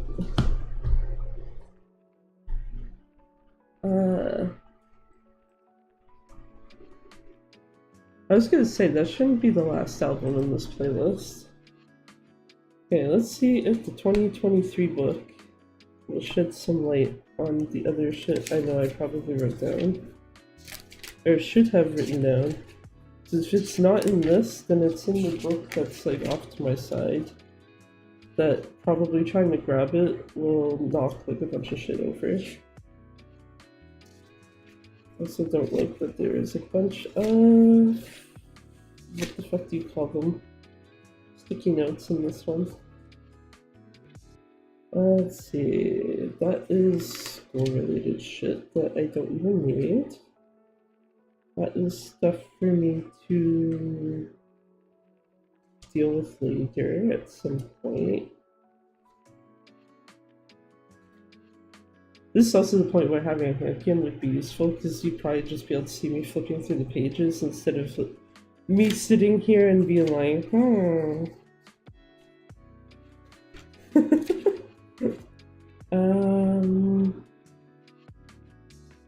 Oh, okay, that was for... oh, Jesus Christ, why did I write with that ink? One of the inks that I used in this book is kind of light, but it's also super sparkly, and it's like, goddamn it. I didn't know games still had manuals. Some do. I know that there was a game that I bought back in 2021 for the Switch that does actually still have a physical manual included with it. The manual, I don't know if it's just my copy or if this was like multiple copies of it. The one that I have though is misprinted, so I actually have missing pages and then some duplicated pages.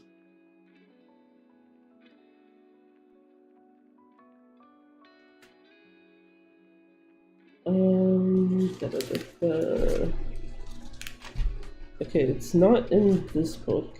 God damn it. Wait. No, it is not. Because that is... yeah, no. So that one, so it's in this one. Don't knock stuff over. There we go.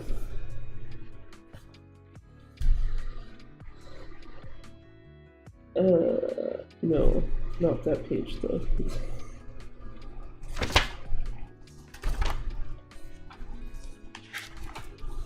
Where?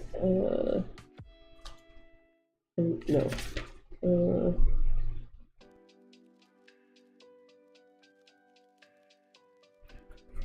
Okay, let me see if I can find this page that I need. I know there's one in this book.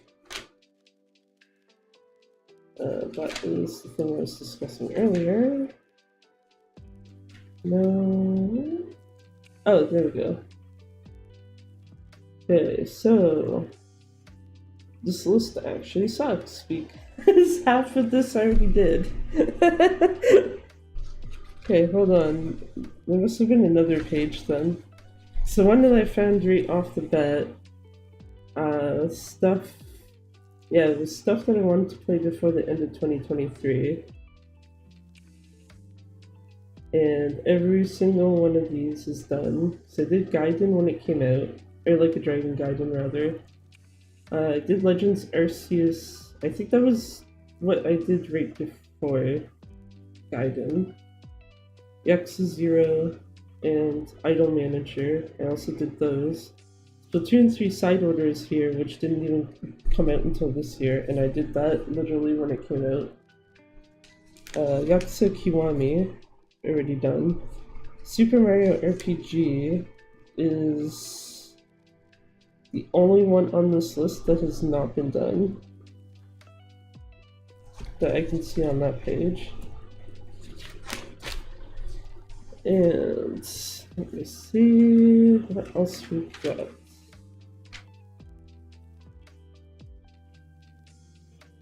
Okay, well, Splatoon 1 and 2 are listed here, and this thumbnail is very much for Splatoon 1, so...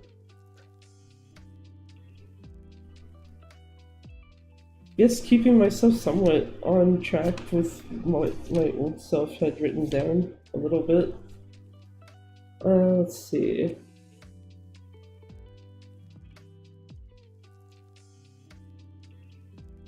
Uh, I don't like that there's also like a big blotch on this page because I got whatever, I think it was water on it. So part of the ink is like fucked up. I have Majora's Mask listed here though, which is like, maybe.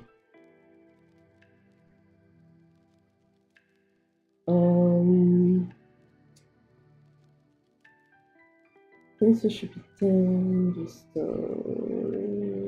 oh, stuff that's like hard to.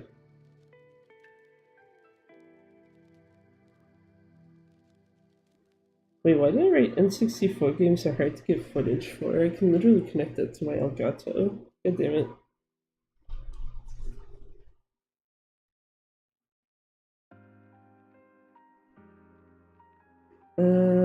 Let's see what else there is here. Oh yeah, there was the Pokemon Violet DLC, which I didn't do. I think I had started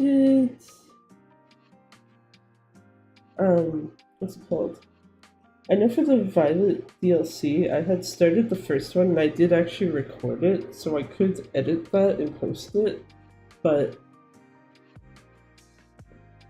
I think the thing that is stopping me from doing that is the fact that my model, I think it was just because of how it was sitting, the tracking on the model is really fucked up, so it looks kind of wonky. Star Fox 64 is a goated N64 game. Yeah, I don't own that in my library.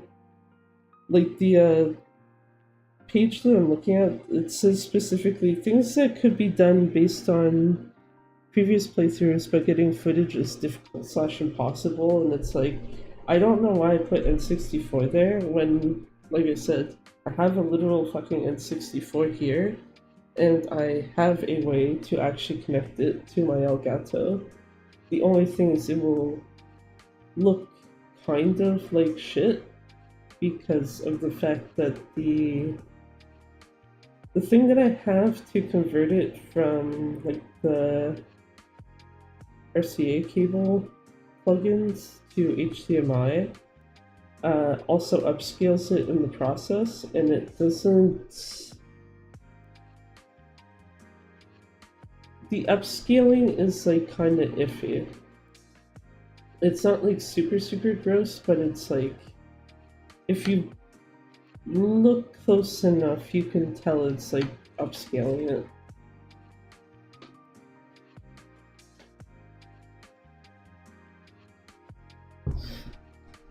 Whereas at least the other thing that I have listed like in that list, which is Bravely Default, it's like, okay, that one's at least understandable because it's like you have to capture 3DS for that.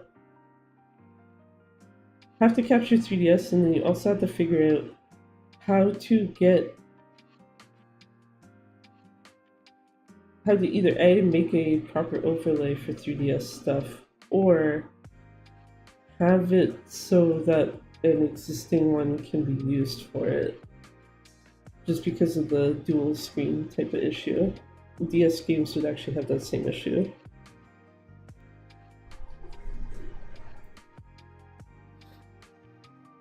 And then, yeah. I also have Bravely Default 2 listed, which is like, yeah, I don't think that one's happening. Considering there's literally already a stream of it that exists on the channel, and then I never went back to it. I think that is literally the only game so far where I had started to play it on stream and then I didn't finish it. Because that's part of what goes into like picking what to play. Is it's like, do I think I can sit here and finish this on stream? Or if I choose not to, do I have like an excuse of why I can't, per se? Because sometimes there are games where like you'll start playing them and then you realize like, yeah, I'm not really vibing with this, so no thank you.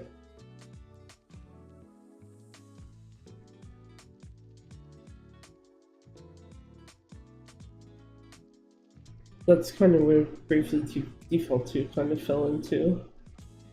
Just like, yeah.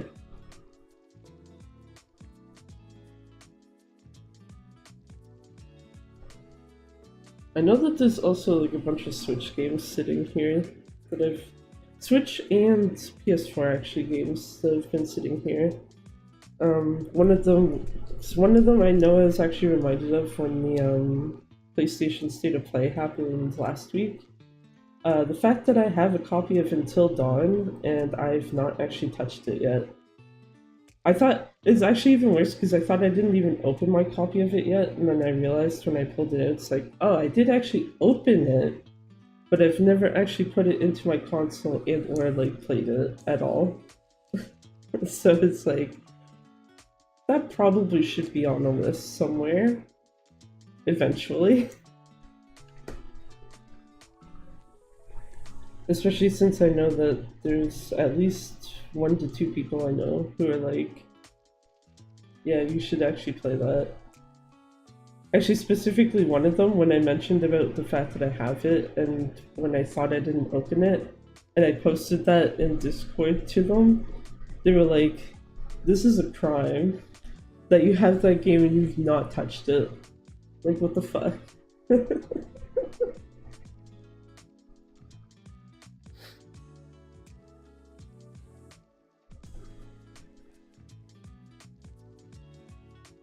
Yeah, I know that that's also a thing.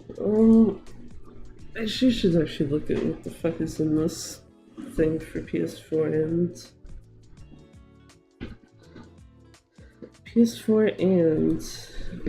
Switch.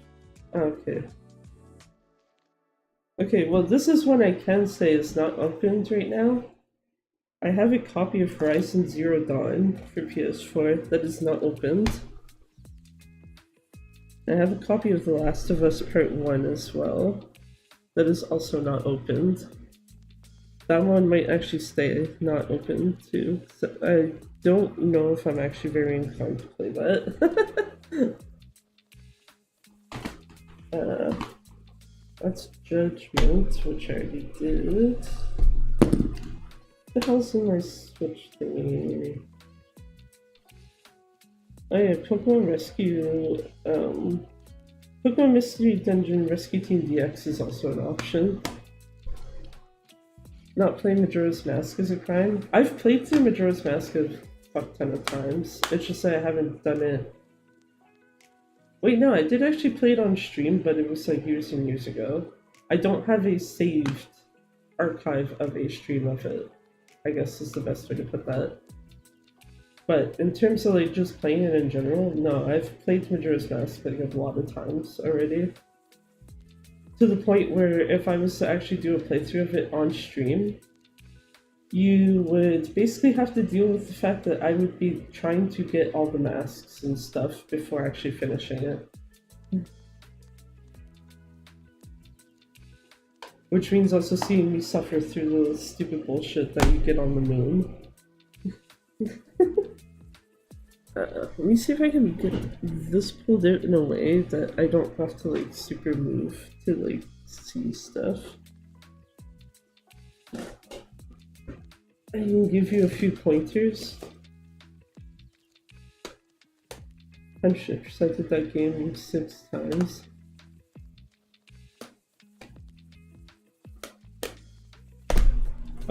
The only things I usually go for in it myself are the masks.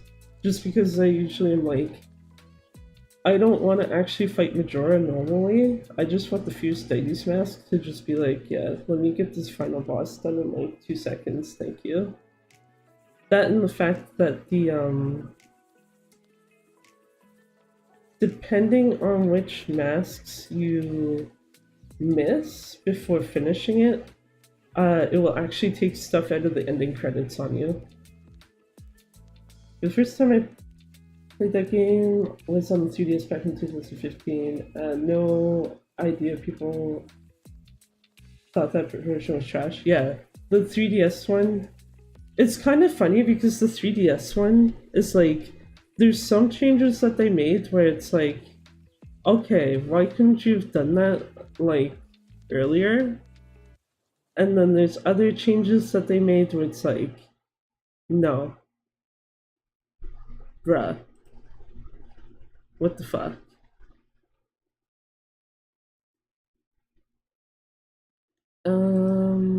Where do I want to? Here, we go here. Yeah, that wasn't the first one that I played, but I do have the 3DS one, and I do remember after playing it, I was like, I would rather just play through the original. Play through the N64 version after hearing about the complaints, yeah.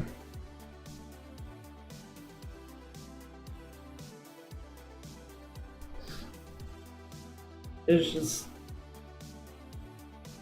it's unfortunate, like I said, because there's some of the changes where it's like, oh, this is good, but most of it's just like, no. And 64 has better textures because of the hardware limitations. I don't think I noticed much in terms of the graphic problems. I do know though that there's some versions of Majora's Mask. The GameCube one I know is probably like the biggest one. Whatever the fuck they did when they ported it over from N64 to GameCube, the audio at times in that one will just be like absolute garbage. I don't remember if the Virtual Console one on Wii U at least had that issue. But it is something I definitely remember from the it's something I definitely remember from the GameCube one, and it's like, that's probably why you shouldn't use that one. Ruining the OST of a Zelda game is criminal. It's not even ruining the OST, it's like the sound in general kinda gets fucked. Like, all of it. GameCube was the first console I ever had.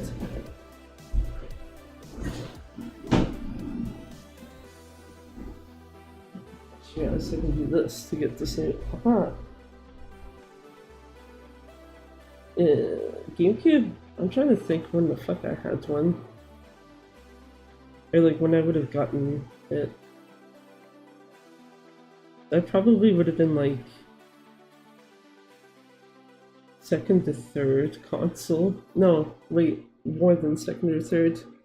So I forgot, technically the first was NES. And then N64, and then GameCube, probably.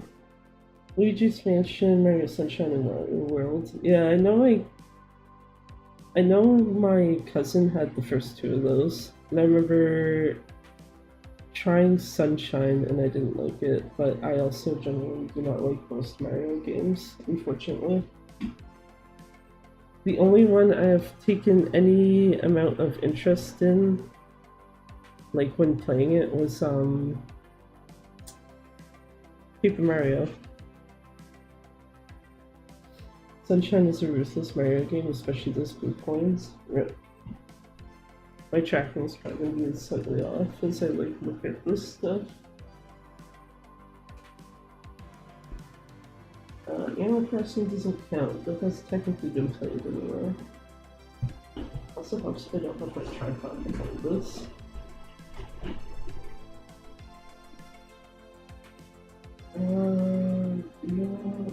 Wait. What one is this? Oh, this one. That's good. Eddie Wells.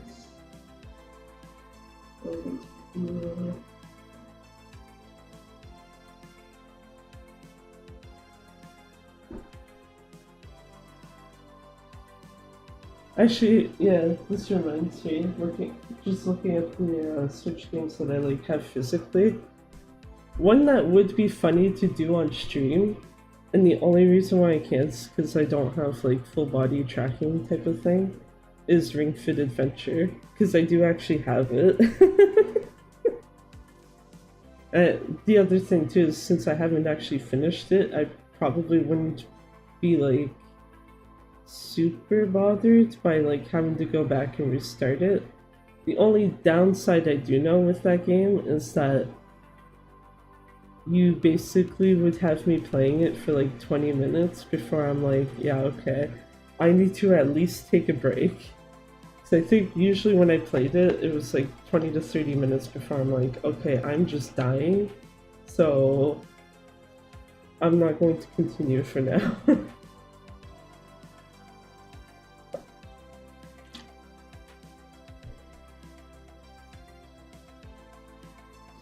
I also have a bunch of the Pokemon games, but I've generally, at least to me, it seems like Pokemon stuff is not that great to stream. Or at least when I did both Violet and Legends Arceus, it was like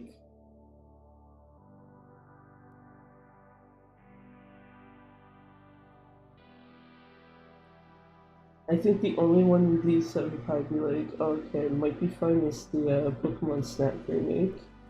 Or doing the original Pokemon Snap on N64, since I do actually have it sitting around. The only downside with that one is my cartridge is in Japanese, so it'd basically be like, you have to translate everything. Or translate all the relevant stuff at least.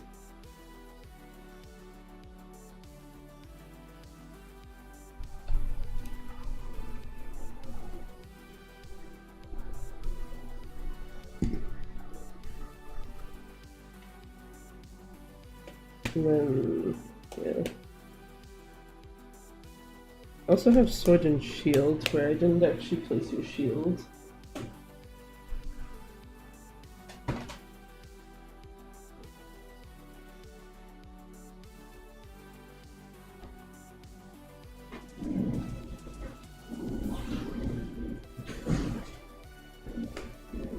Get that back into this thing. And then I think I tried, yeah, just gonna say, I think the other one that I tried streaming before Pokemon Wise, there was Rescue Team DX.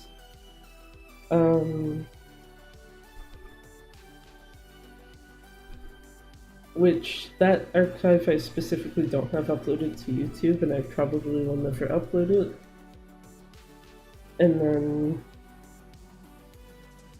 I know there was a time like eons ago where I did Let's Go Eevee,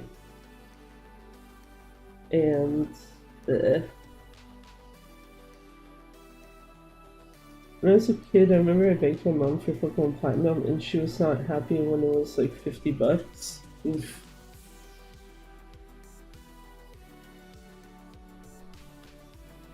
I don't even remember the last time I would have asked for like something of this sort. So I think the first time that I got a game that was not specifically just like handed off to me from either my brother or my cousin, I know I had bought a copy of Leaf Green on my own, and then I bought a copy of Heart Gold as well as Black on my own as well. I actually specifically remember when I got Heart Gold because of the fact that um, that was back at the time when they didn't release them at the same time in Japan and elsewhere. And I was just like, yeah, I'm just gonna import the Japanese copy, fuck it. And I specifically remember one time because it would have been in high school, just sitting there and it's like, oh, substitute teacher, you say?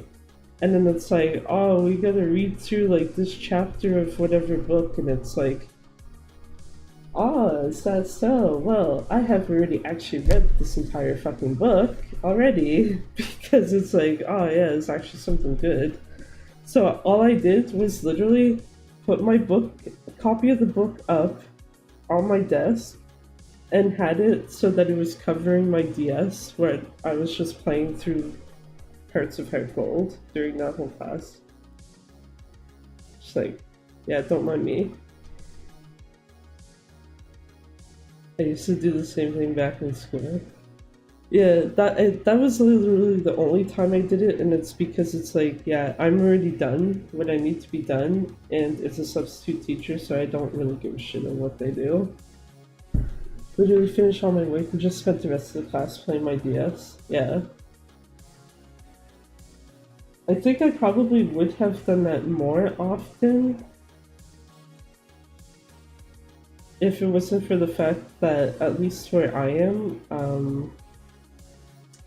I don't remember if it was when I was in grade 9 or if it was the first time that I was in grade 10. It was one of those two where a rule was literally introduced of like no electronic devices in class. So no sitting there on phone, no taking it like a DS or anything. Even if it's like I'm done all the work that I need to do, it's just like, cool, you're gonna have to find something to do that doesn't involve that shit. So that's kind of like why it was like even more somewhat questionable to do it. Just like, yeah, take out my DS, and it's like, I do know if I get caught with this is gonna probably be taken out of my hands. Back in school, you couldn't even use your phone, yeah. Also, remember one time in high school, this was like the most stupid thing. I remember there was one time where I needed a calculator, and obviously, like, since you can't use your phone,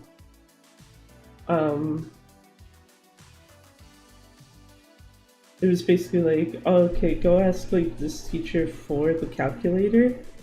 And the teacher was like, okay, you should give me something of yours though, so that I know I get my shit back. And I handed the guy my phone, just like, I can't use it anyway, so sure. And then, yeah, unlike what you mentioned, I did actually get my phone back, so it wasn't a huge issue. In middle school, I was, yeah, playing my GBSP at lunch. Principal took it from me and I never got it back. I'm surprised that you wouldn't get it back, because I know for here, if you did that, whoever's parents would probably be on your ass, like, excuse me, I paid for that, you give that back now, thanks.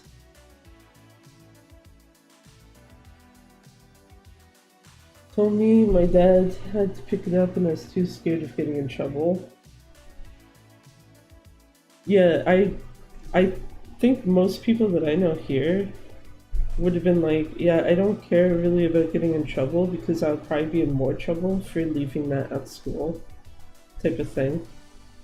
I know for sure in my case that would have been the bigger issue. It's like, excuse me, why do you not have, like, if it was basically, if it was like me in that situation, my mom would not have cared so much about, oh, you're playing your Game Boy Advance at lunch, but rather she'd be like, why do you not have it with you? Oh, someone took it. Okay, well, excuse me, but get that shit back.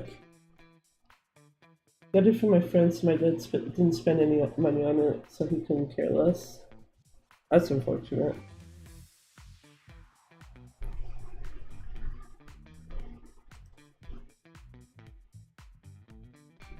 Yeah, I know for here it would have been like, yeah, you get that shit back, thank you. I also do know though,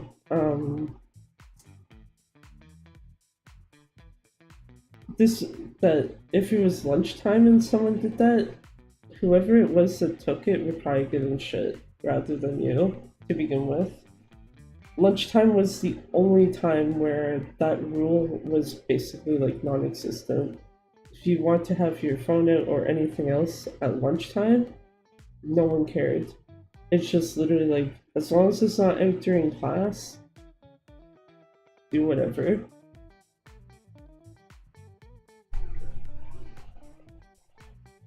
Though then again, I don't know if this is like normal, but high schools here will literally just let you leave the school at lunch if you want to. It's basically just like, yeah, as long as you're back in time for afternoon classes, again, no one cares. Remember towards the end of high school, I would just play my 3DS in class because teachers didn't care when you were about to graduate. Yeah, that makes sense. I remember, yeah, because I remember too, like, not necessarily like taking stuff out in class like that, but towards like going towards graduation time, it's just like, yeah, no work for you probably, and do whatever, don't care. High school had prison level food. So every lunch period, I'd sneak off campus to go to Domino's because it was down the street. Food was so bad, me and my friends did that the entire year. Yeah, that's the thing is that here, you wouldn't have to sneak off. You could literally just do that and no one would care. Uh, I guess the plus side of it too uh, is the area my high school was in. There was a fuck ton of restaurants nearby, so you could go wherever you wanted. It's just literally like you have an hour as long as you come back before that hour is done. Don't care. You do you.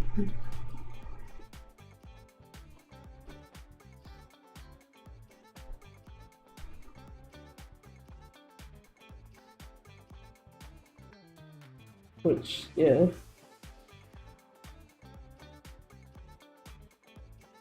I think the only other time where like anything close to that existed is um in middle school if you had like parental permission, like basically they'd have to give you a note to bring in or whatever. If you had parents' permission to like leave the school during lunch hour, it's again would basically be like, oh, okay, yeah, go ahead, don't give a shit. Remember I had a gym class after lunch, so when we'd walk up 15 minutes late holding a box of half-eaten pizza, the gym teacher would be so mad. Okay, well, yeah. Like, I mean, you're showing up to class late.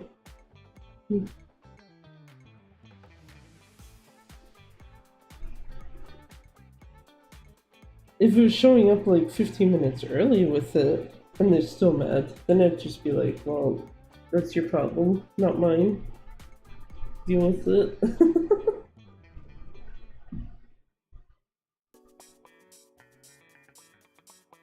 I'm gonna switch over this.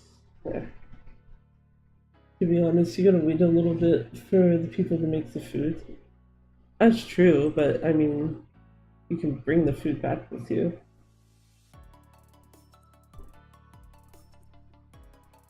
So I know that's what some people would do at my high school, is they would order the food and then just to make sure that they weren't like late, they would just bring it back to the school and then eat it there. So then it's like worst case scenario, you might be eating in the middle of class.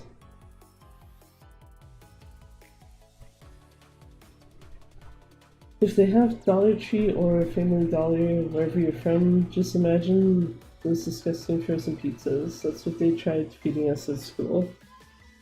Uh, the dollar stores here do not have frozen foods, surprisingly, or I guess unsurprisingly. You would actually have to go to like an actual grocery store. I do know that grocery stores here, there are some frozen pizzas that they sell that are kind of garbage in comparison to some other ones.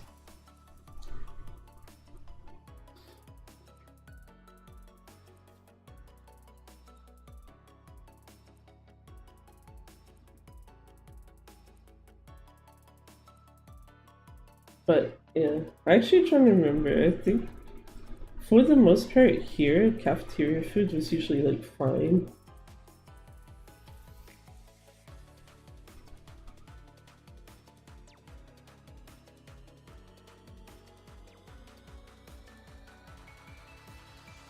Yeah, that's what I'm meaning. Like, you'd have to go to a grocery store to get even those. And then, to be fair, most people that I know that would eat those pizzas anyway would usually just cook them in the oven to begin with.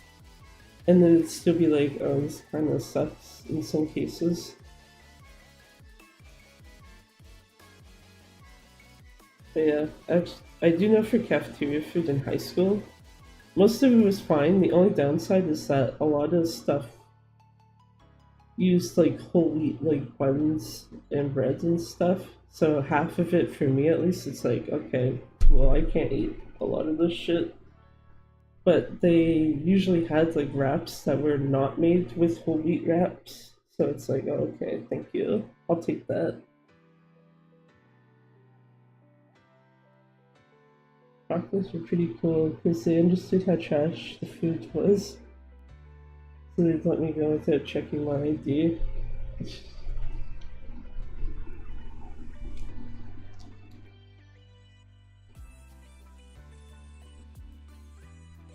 Yeah, I don't know. Something about that, like having to check people's IDs to let them leave the school is just like weird to me. Because, yeah, here it's just like, don't care.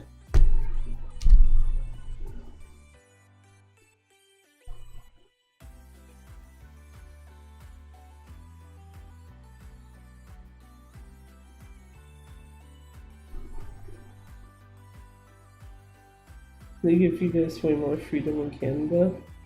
Probably, yeah. I don't think Canadian high schoolers are as bad as us, though. Uh, Maybe depends on the school and stuff. School slash area. I can't say I've like seen classes where like the whole class has gotten in trouble type of thing. But I would be lying if I said like you would go into a class and everyone's like well behaved, because it's like no. There's some classes you would go into and some people would like consistently disrupt shit, and you would always have the teacher be like, "Excuse me, can you stop that, please?"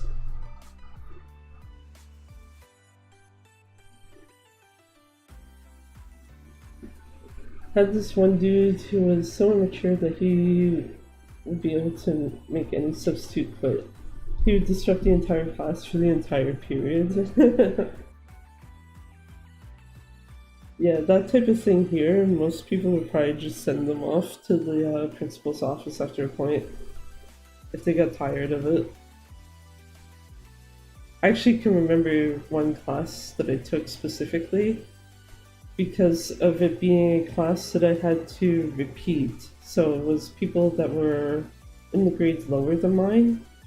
There was one guy who was always such an annoyance, and it was even worse because this was like a teacher who was pretty well known for being like super chill.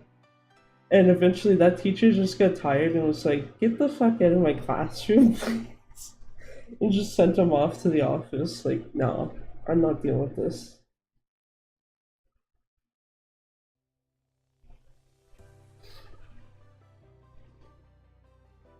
And also pretty much refused to like continue teaching too until the person actually left.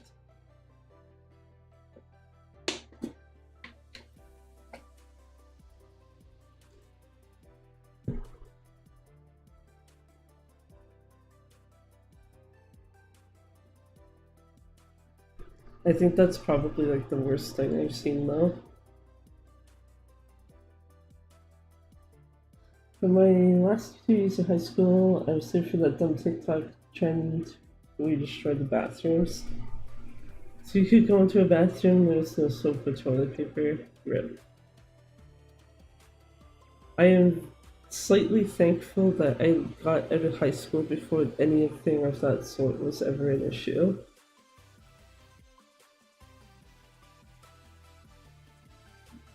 So it would basically just be like, yeah, only get to hear about that from secondhand, um, like secondhand sources type of thing.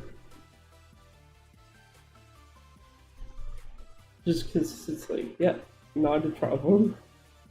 Trends got to the point where they had cops on campus during doing investigations. Yeah, I vaguely remember like hearing about that type of shit, and it's just like, why?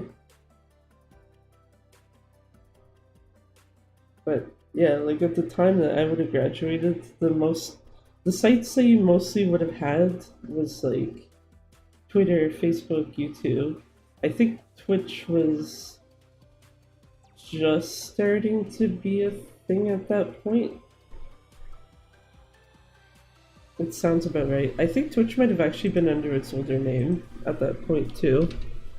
I have to double check that. Let's find out. Okay, well, thank you, Wikipedia, you suck. Oh, okay, predecessor right there. 2011. Oh, okay, yeah, no.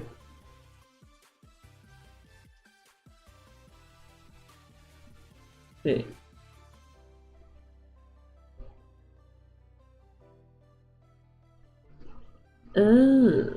Interesting. Okay. So yeah, the older version of it did exist, but Twitch was like specifically for gaming. Remember when Musically existed, but that was just considered cringy back then? Yes.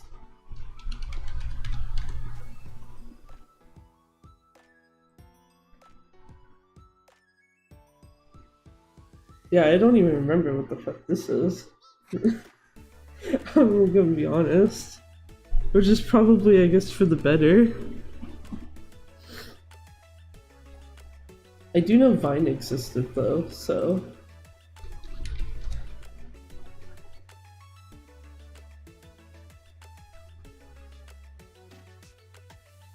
Okay, I guess Vine didn't exist when I was in high school, but it was like shortly after. Same idea. Basically, TikTok before TikTok. Yeah. Yeah, I remember like Vine being like a huge thing, and it'd be like, The other thing I remember existing was Periscope, which was what Twitter's streaming service originally was. That wasn't when I was in high school though, that was like after I would have left.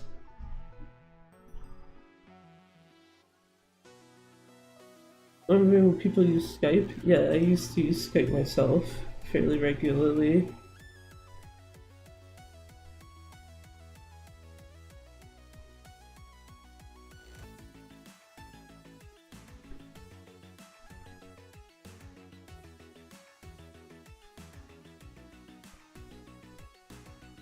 I wouldn't be surprised though if my account was like super fucking non-existent at this point though. Which is fine, but yeah. I don't actually remember when the hell I would have stopped using that. I don't know if that's a good or a bad thing.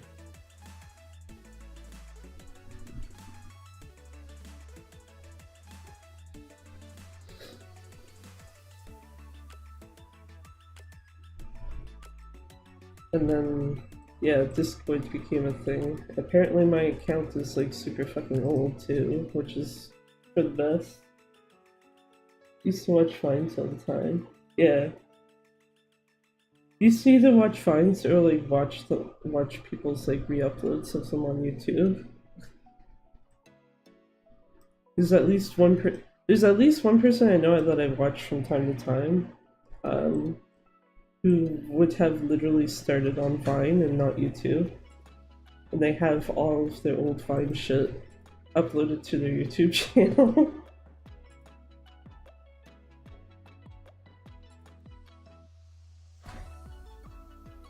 Back when people like when Jake Paul ripped.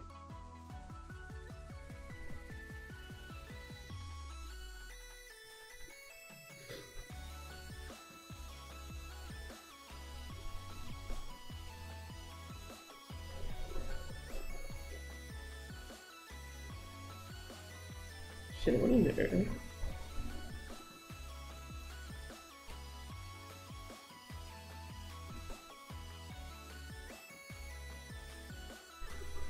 Another super popular fan game is King Bob.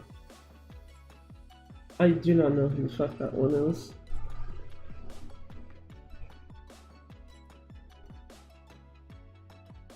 The fact that I don't probably means that it's basically like disappeared after Vine didn't exist anymore.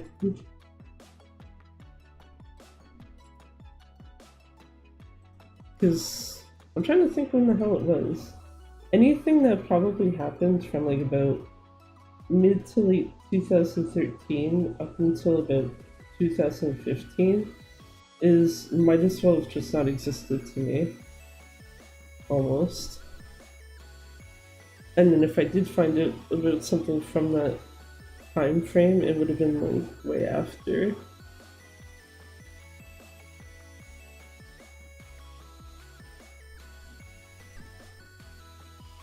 Because it's just like, yeah, I don't have. Basically, it was like, yeah, I don't have a way to really go online and look at stuff, so get to just be like, yeah, I don't know what any of this shit is. GG.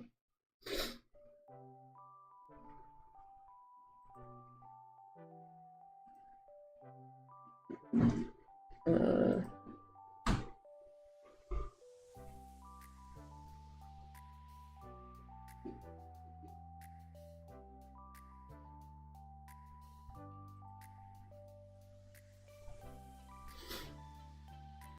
yeah, move to that.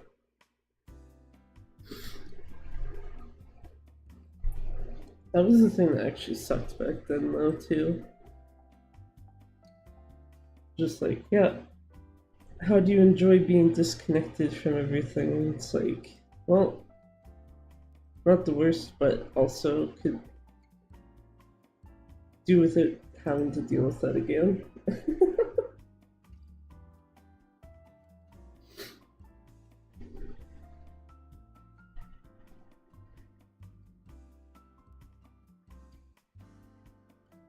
Kind of miss the days when the only internet I knew was YouTube.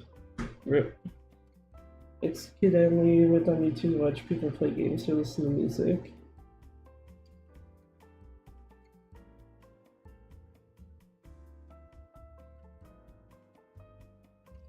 I'm trying to remember what the fuck I would have done back then. I think I was mostly watching like people shitpost on there.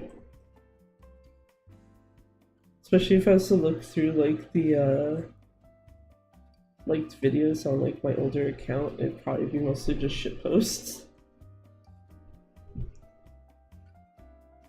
Some of which I noticed are actually still on YouTube, and it's like I'm surprised those didn't get taken down for one reason or another. Look up, no, Hatena. You mean Hatena, right? On DSi. Because if so, technically no, because I did not have a DSi. I do have the 3DS version of Flipnote though. Used to watch those all the time as a kid. Yeah, I remember when I got the 3DS app for it, I was like looking through some of them that existed, and it's like, oh, this is actually pretty neat. And then never really used it myself, I think. If I did, I didn't post anything from it. I also remember it being like somewhat tedious to like try to use at times.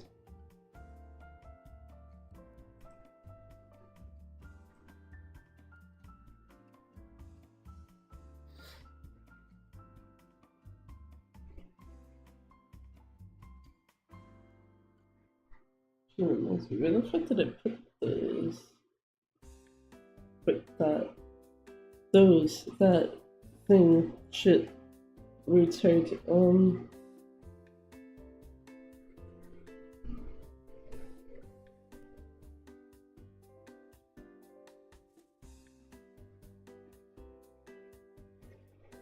okay, well, I don't remember where the hell I put my 3DS when I was cleaning stuff up, like, never mind, I found it. I was like, I'm pretty sure I didn't move the 3DS off this table. But then I remember I'd have to plug it in to actually check anything, because the battery on it's fucked. Haha.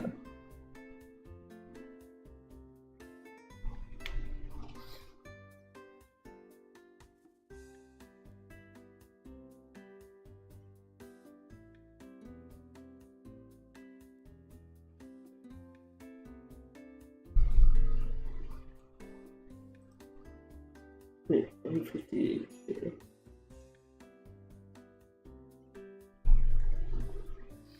Don't know if you watched Smosh back when they were in their prime back then. Smosh was a thing back when I would have started looking on YouTube, and this was like before Google owned the site. I think it was like there was them and a couple others that I can remember very distinctly that have been on YouTube since before Google owned it. And I'm not including myself in that number, even though I also was, but yeah. But yeah, I remember a couple of their videos at least from like 2006, 2007-ish.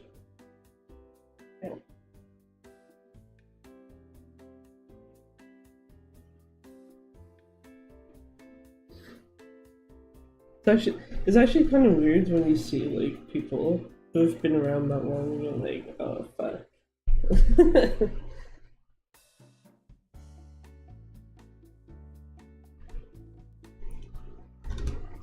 Also, like, I have a text box open when I'm trying to use the mute button. GG.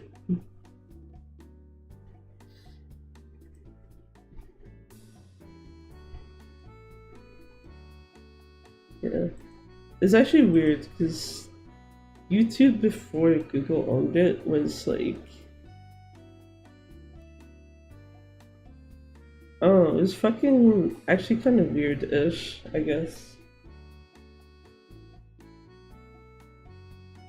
Just you'd have people posting like what you mentioned, like Smosh with random stuff that they did, and then you'd also just get people posting like the most random ass bullshit where you're like, how is this remotely interesting? What the fuck? I was like a baby when YouTube was first made. When the hell did it start? 2006 or 2005? I know Google bought in 2007, I think. Oh, they bought in 2006, and then it's still launched in 2005. So almost 20 years ago. Yeah, I would have been middle school going into high school, close to it. Couple years off from that. I was like 2 years old. Yeah, I was like definitely in middle school for sure. When the hell did Google buy it, like specific date-wise? Oh, they bought it in November of 2006, okay. Yeah, because I would have been on there as early as like April, May-ish of 2006. Like in terms of actually having an account. And I know my first video was posted in May of 2006. It's crazy to me because most of my YouTube memories were around 2010, 2011. Yeah, I can remember stuff pretty distinctly back from 2006. Remember watching those AMVs? Yeah. I'm going to hope you never found any of mine, because that is what I was actually posting originally on there. And I'm still surprised that YouTube has not taken down like a good number of them. When I looked through my shit, there was only 2, I think, that specifically were like blocked / removed. Everything else is just like, yeah, this is still fine. Hi there. You gotta repost them, LMAO. The ones that were removed, I wouldn't have a way to repost them. And the ones that they didn't remove, they are still on YouTube. They're just on my older account. Can you speak Spanish? I cannot.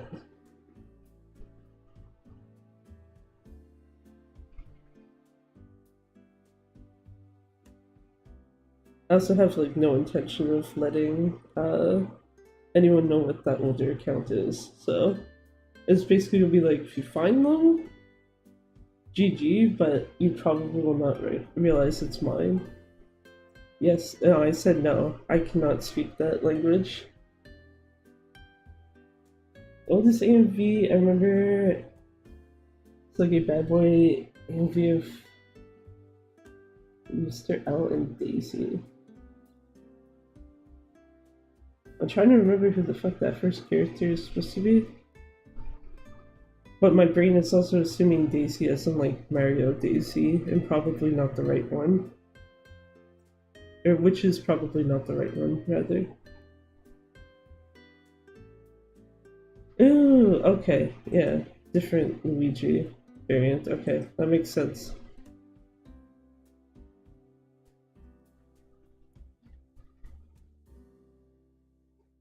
But yeah, anything I do know that literally anything that YouTube would have removed off my old account, I have no way to repost it ever. Because whatever hard drive those would have existed on does not exist anymore, I'm pretty sure. And if it does, I don't have a way to actually get anything off of them because they have an older connection type of thing. They don't use SATA ports, so it's like anything on them is basically lost to time at this point.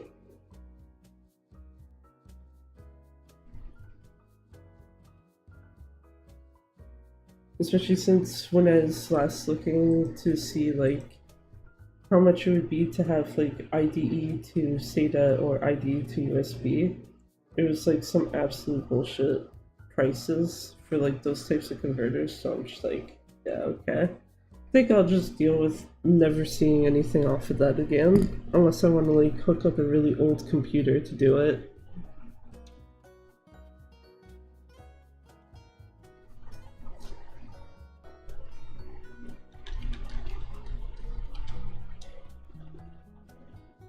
Whereas I do know at least like anything that's newer than that, it's like I probably still can access.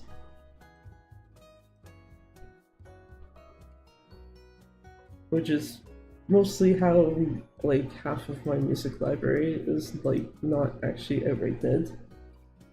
Remember watching YouTubers like Fred Annoying Orange? I very much do remember Fred, and I know that's like no, thank you. I would prefer to not remember that he exists.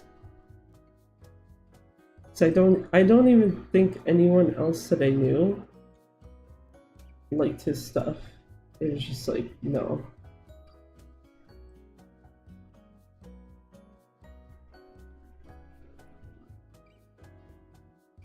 Fred was classic brain rot, but I used to laugh at how annoying he was.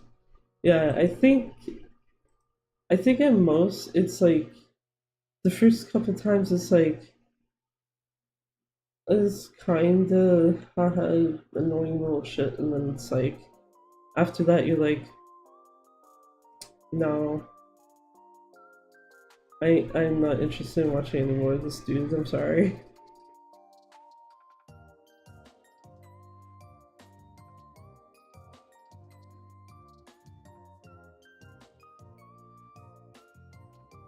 But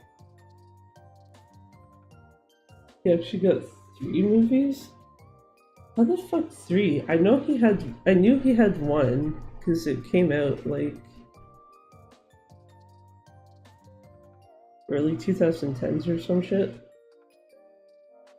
And appeared on iCarly. I think I very vaguely remember that. I didn't actually watch that show a whole lot, so I just vaguely remember that sometimes they would have like the weirdest fucking people show up on it, and it's like, okay.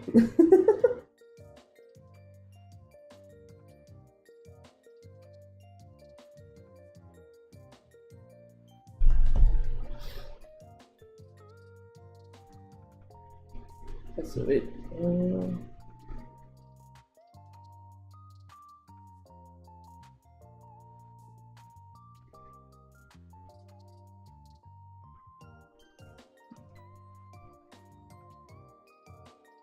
As a kid, I mainly watched Toby 101, Zack and Cody, 18th shows like that, Drake and Josh. Yeah, usually if I was watching anything of that sort, it was literally like probably not even paying attention to it. It's basically like need background noise. What the hell is on that's not gonna make me wanna like lose my mind? And those are generally like the ones, or at least I know Drake and Josh was like one of the ones that's like, yeah, okay, sure, you can be background noise, have fun. The other two I didn't really watch as much, except when a friend would watch them.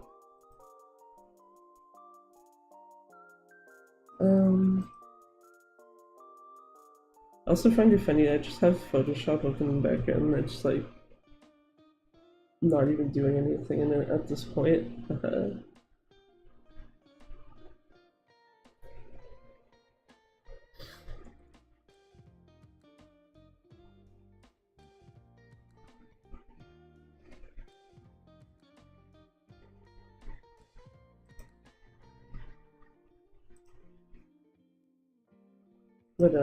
yeah. I'm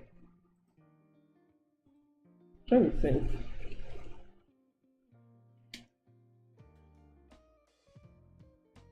Imagine a purgatory you had to listen to Fred talk and scream for hours on end. Yeah, no thank you. I would probably break whatever is playing that. After a point, I'd just be like, no, no thank you. I don't know. So, but I'm gonna check the time for this shit. Schedule.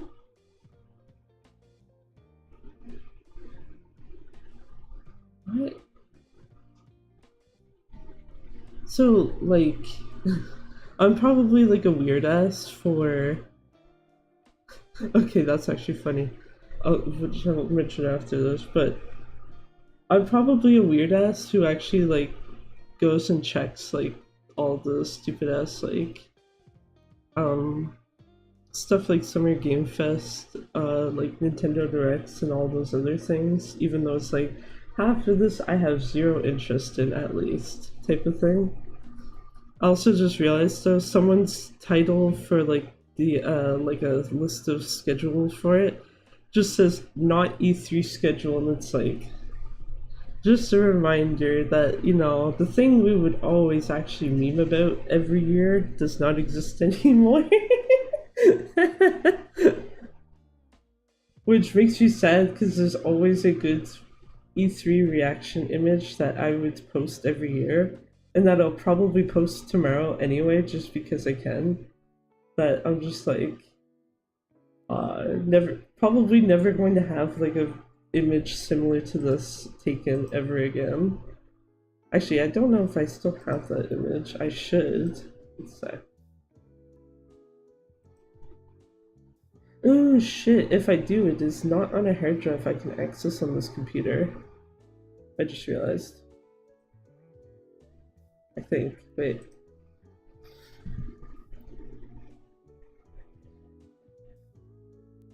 Yeah.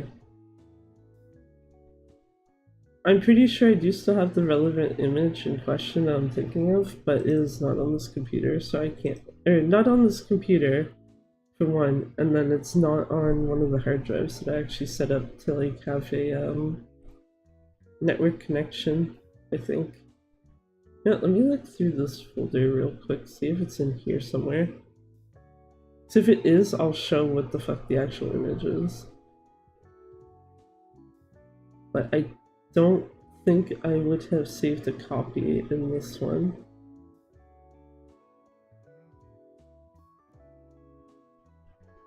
I see something like close to it, but not quite.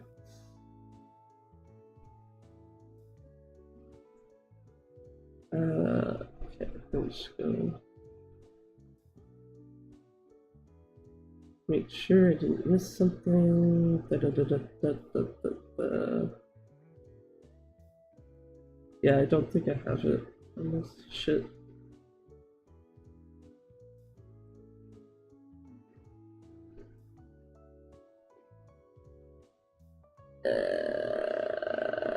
Oh, no, that's not it.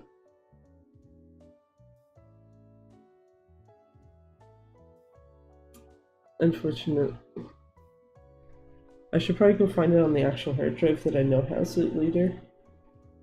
But it is... It was an old image from like one of Xbox's conferences. It might not have been a conference of theirs, but it was them showing off the Kinect. And then you just have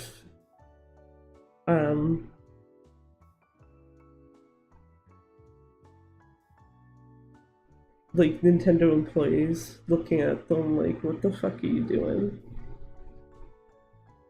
Picture, if I remember correctly, it should be the two people in the image should be Miyamoto and Bill Chernin. And they're just staring like, the fuck is this?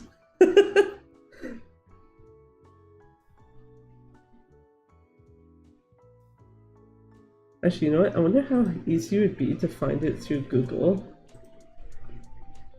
Especially knowing like what the hell the image looks like.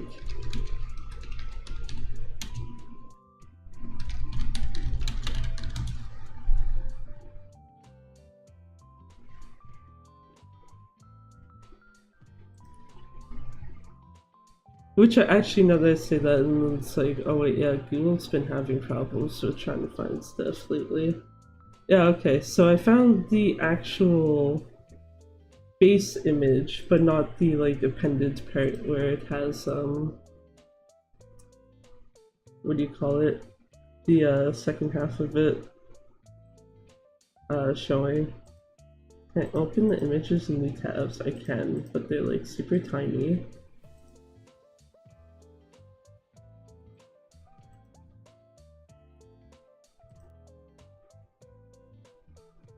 And yeah, the close-up one, I can't find one.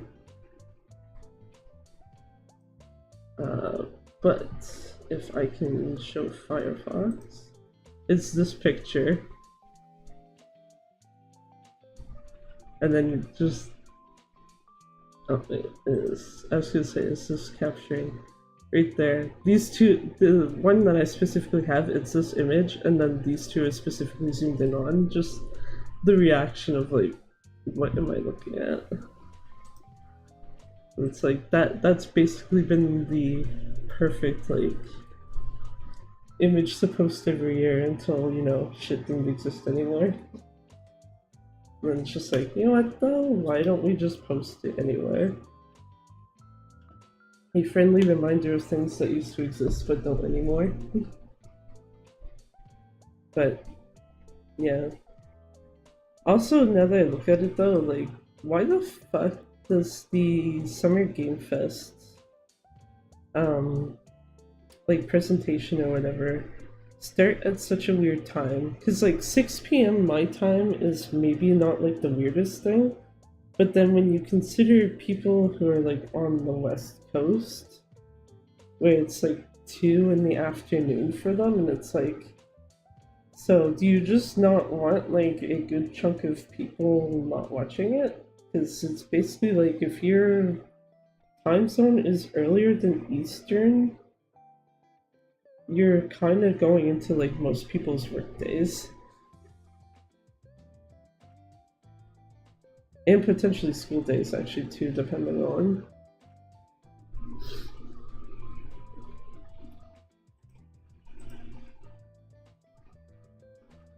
So I know that there's been some stuff either teased to be kind of part of it already, or shown already. That's like, oh, what the fuck is this? Like there was a game that a trailer came out for. Actually, when did they post that? I think it was like Monday. Oh, Tuesday. Okay. Yeah, Tuesday there was a trailer for a Japanese game that's coming out. And it's like, okay, the fact that it's bunnies like in a the post-apocalyptic future is like, okay, so they're basically doing what Splatoon was originally going to do. Because Splatoon was originally supposed to be with bunnies and not squids and octopus and stuff. But then it's like the lead bunny that you play as is voiced by the same guy who voices Kiryu. And he uses the exact same voice, so it's just like... So Kiryu has become a bunny. Good to know. Thank you.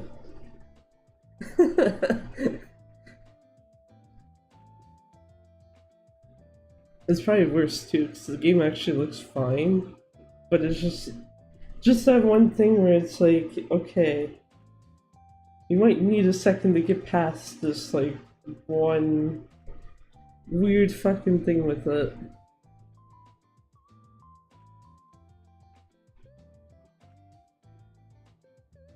Oh for shit, did Nintendo announce a Nintendo Direct? I don't think they did. Unless I'm losing it.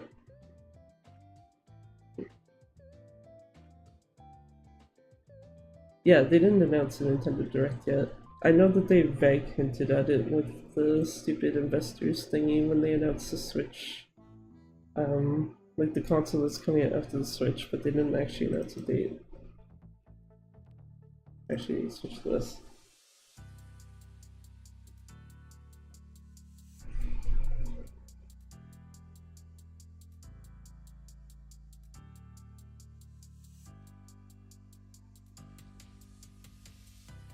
But yeah, there was a thing that happened like earlier today though. In one of the trailers that was shown in that, I was like, why would you do this? How dare? Because it was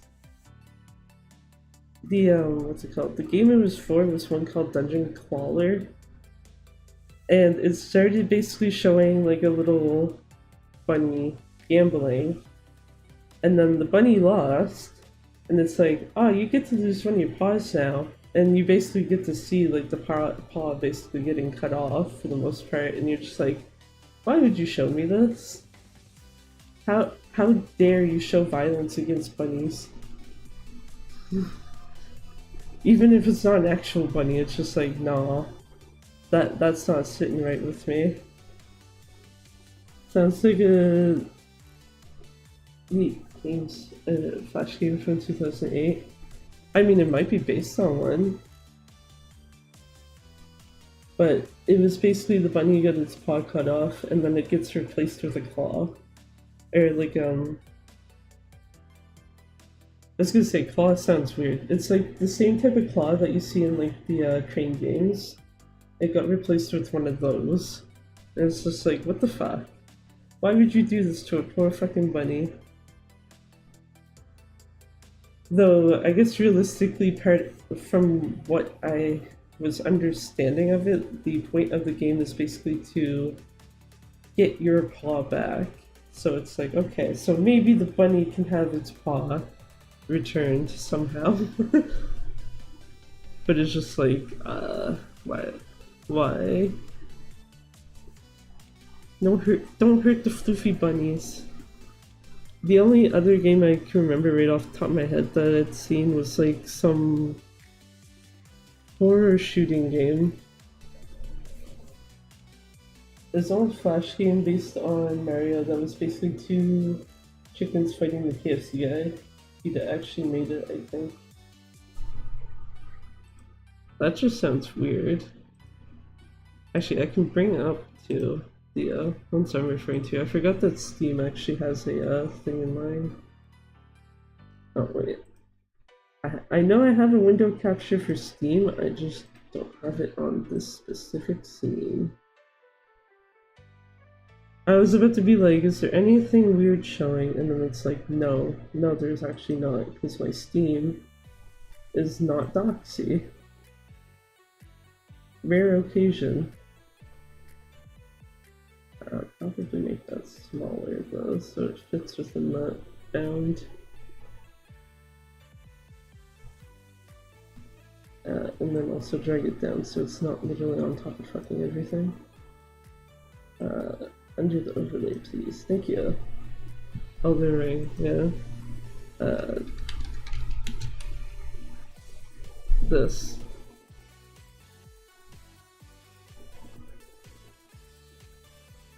The trailer that was shown earlier is not on here, thankfully, so I don't have to see the bunny problem again. But yeah, this was what it was for. And it's just like, bruh.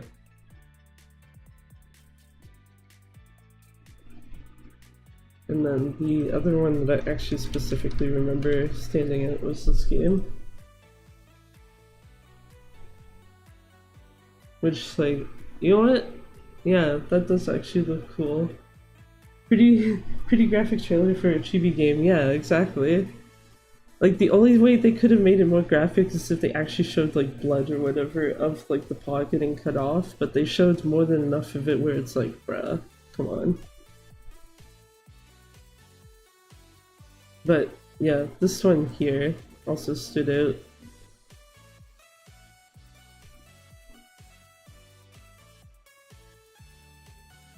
I also like that the requirements are already there, and it's like, cool, I meet those GPU requirements for a fucking joke.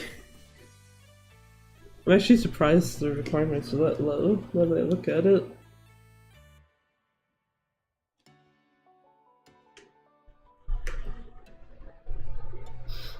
But, yeah, this I think was like the primary one that like more or less stood out. It's like, cool.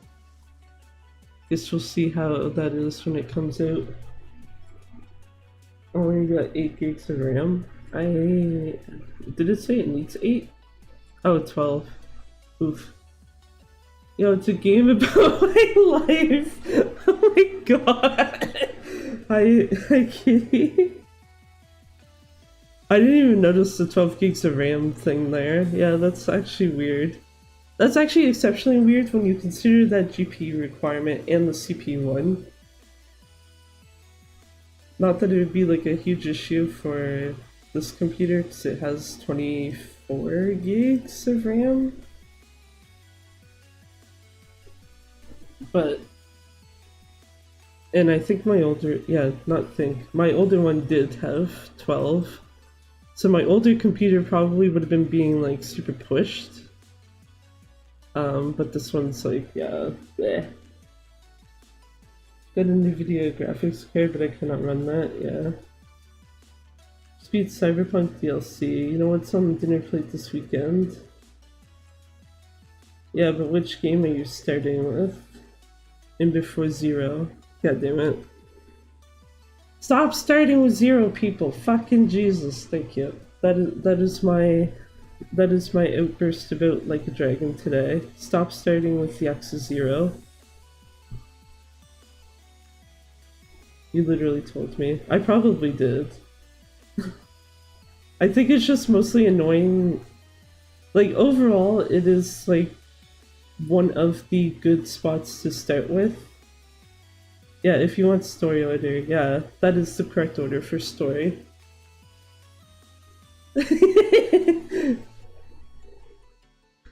Yeah, no, it is the correct order for story, it's just that I've seen so many, or enough lately, things of people being like, oh, I want to get into the series, but they specifically are like, oh, can I start at, like, Yakuza Like a Dragon, which is number 7? And you'll have people be like, no, you have to start at 0, and it's like, no, actually you don't. As someone who started at 7, you do not. There's like at least 3 to 4 different start points you can go at. 0 is like the one you probably will start with if you want full story order. Kiwami/1 is what you'd go with if you want release order, or close enough to it. And then 7 is where you go if you just kind of want to go towards the RPG stuff so early. Gonna No Life Yakuza for the next year. I'm mentally and physically prepared, so story order is fine, yeah. I had no idea Yakuza games started on the PS2. Yeah, they did. I have the HD remaster, remaster, remake, whichever you want to call them, uh, that was released on the Wii U. I've been trying to like go through the first game, and then I don't think I've touched it for like a month now. We just browsing Steam right now. Yeah, technically. Mostly just fucking around right now. Yeah.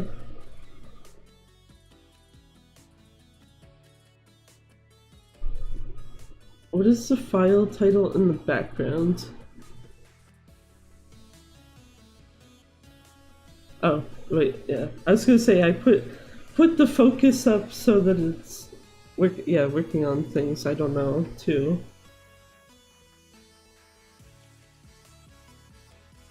It's literally the thumbnail of the stream on YouTube. Relatable file naming scheme. Yeah, no, I'm a lazy ass with file naming, don't worry.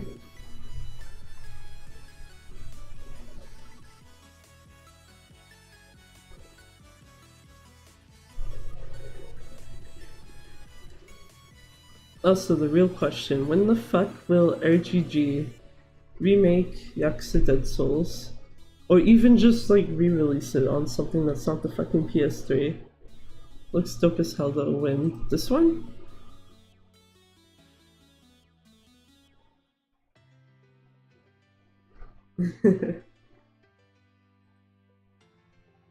Yeah, man, the face you make when you're like, I do not perceive this thing, it does not exist.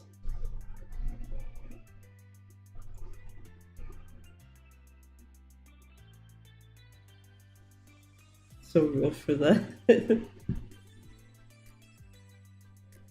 It's just this absolute bullshit weather right now. I haven't actually checked to see what the temperature is so far.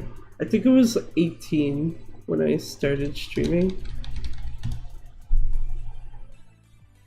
I wish PS4 was backwards compatible with PS3 and PS2. Yeah, that would also be good. I think there was a reason why PS2 is not backwards compatible, but I'm not sure what the fuck the reason is for not having PS3.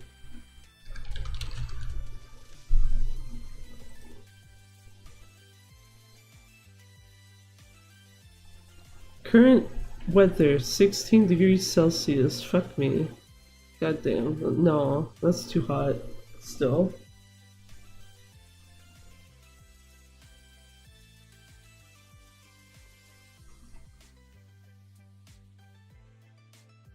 But yeah, so I think there were some models of the PS3 that were backwards compatible with PS2 and PS1. And then later ones, I believe, only had PS1 backwards compatibility. And then PS4, they're just like, no, fuck you. You don't get to use any of that shit. 5 to 15 degrees Celsius, I'm vibing. 5 is fine. 15 is not. I'm sorry. It's too hot. But there was a point earlier today where it was like 24. I was just like, Jesus. I'm dying. Please.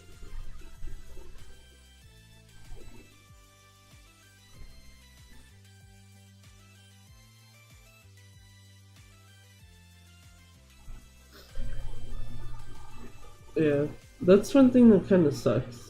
Like, the fact that people just get rid of the, like, backwards compatibility shit. What is that in proper units? Yeah. Oh, yeah, you know what? It helps if I complete the thing. Yeah, 80 is already too hot. 26 Celsius is. Oh, wait, 90. Sorry. Helps if I can actually read numbers. Yeah, 32. No, that's like. You're basically dead at that point. Just don't.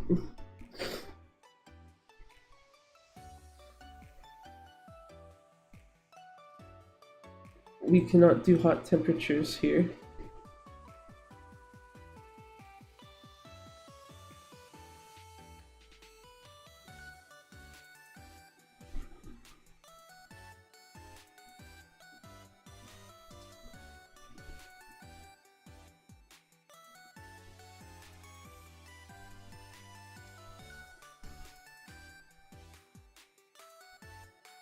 Wait, actually, did I show this shit? I did not, probably.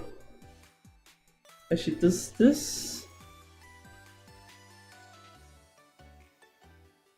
I'm gonna do this so you can't see my game list.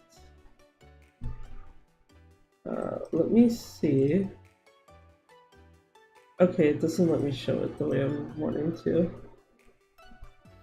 But it's like, because one thing I have been doing kind of off stream is just like poking around at some of the games that I had finished off stream, but it's like, oh, there's achievements I could probably get pretty easily.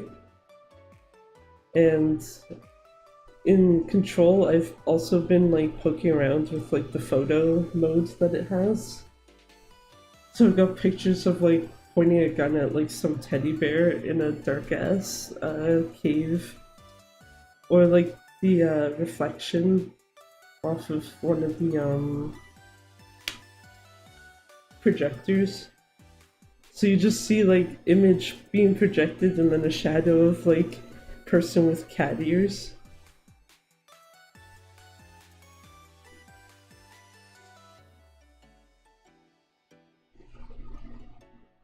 Mostly been poking away at Control and Little Kitty Big City for achievements though. For Control, there's only like 11 left for me to get, which is like, aha! And most of them are doable. I think it's mostly just going to be the stupid fucking thing with the Rangers. The Rangers, the countermeasures, alerts, and possibly finding the Foundation collectibles. Because everything else has been pretty straightforward. The vending machines is only annoying because it's a pain in the ass to get them to actually spawn. Because I think so far I've gotten 3. And you have to apparently break like 80% of them. And I don't know what 80% is because Steam won't show me properly. Time to sleep. Enjoy your sleep then, kitty. What the hell is the... Oh, okay. I was like, what the hell are the other 2 hidden achievements for Control? But it's just defeat mold and then defeat the anchor. Which is like, yeah, okay, that's straightforward. Kill special bosses, get stuff, GG. And then Little Kitty Big City.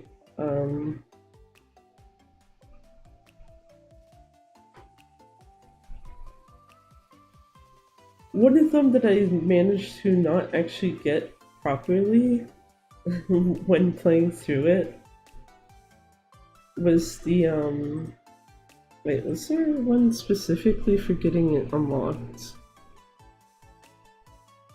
Kicked out of the store, capture berries. Oh, there's not. Okay.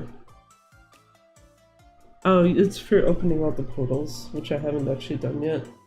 But the fast travel system, which uses like all those like specially marked manholes, I didn't unlock that system at all while playing through normally, and then afterwards it's like, oh, okay.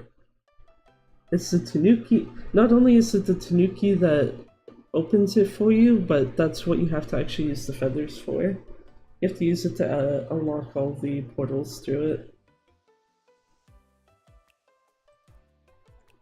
And then the other thing was getting the camera that unlocks the photo mode for the game, which I didn't realize was a thing. So it was like kind of awkward when you walk up to the damn beetle or whatever that gives you it, just like, yeah, you can use this to take pictures, have fun, and then just menu option, yeah, you can take pictures now, have fun.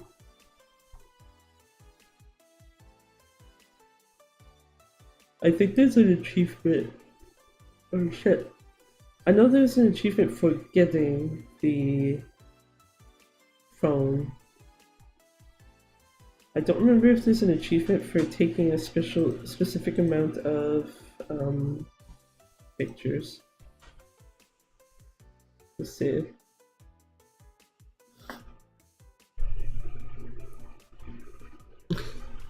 Okay, I didn't realize that's what that achievement was. One of them is Killer Kitty. I didn't realize the way to get it is you have to basically hold a dangerous item, so basically like knife, scissors, etc., and chase someone down with them.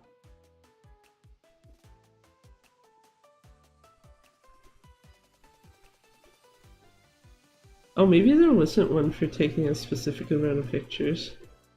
There is, yeah, get your very own camera though is a achievement. Which, yeah.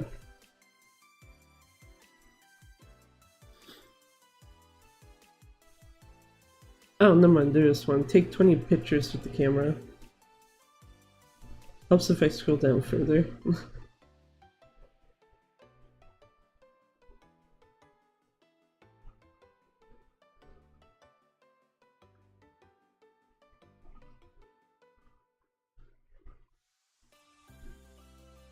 Also realizing there's probably some point this month where I should do a Monday stream just to get like a smaller game out of the way.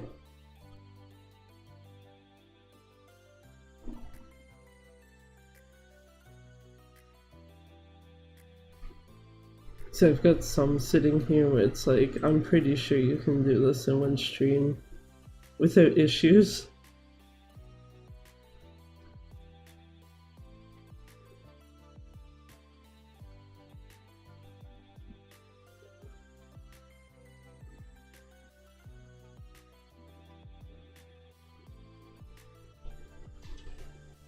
Also would probably be something I'm looking for at some point would be like getting a bunch of smaller games probably like during the summer sale or something, and then being like, okay, there. Every so often do a Monday stream, get one of them out of the way, continue until like none left or something. Monday stream would definitely be cool. Yeah, usually if I do like an extra stream during the week, it's usually on Monday.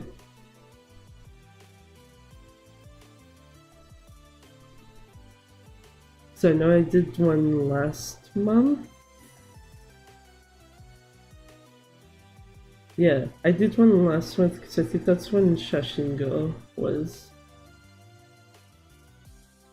Or maybe it was something else and I just don't remember what the fuck it was.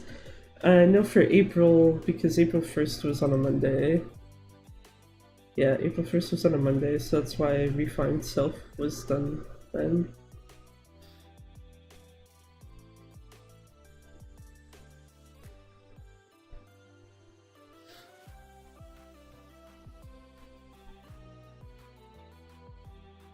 Oh wait, no, I did do a Monday stream last month, but it was literally like this type of stream.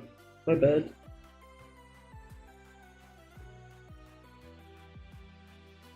I don't know. Wait, did I do? Oh fuck!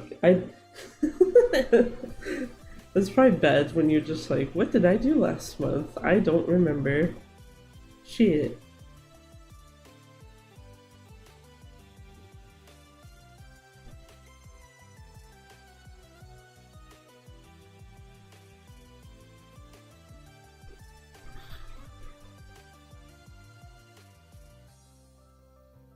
I still think that Hidden Cats game though, that was last Thursday, that was just like, bruh. Didn't even take an hour to finish. Should've hit the cats better.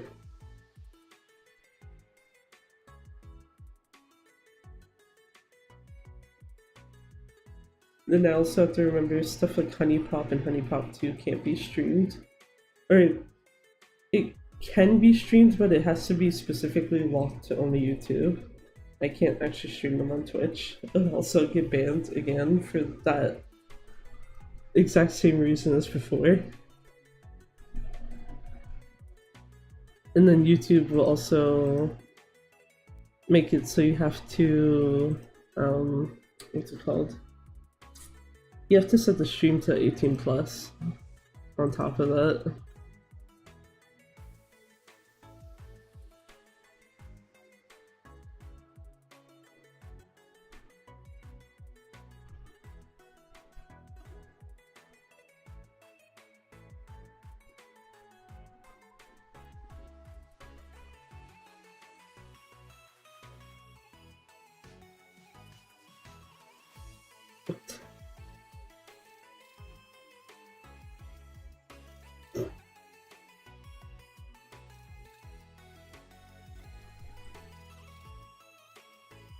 Oh yeah, shit. I was meaning to look at something on my Switch now that I saw on Steam. One sec.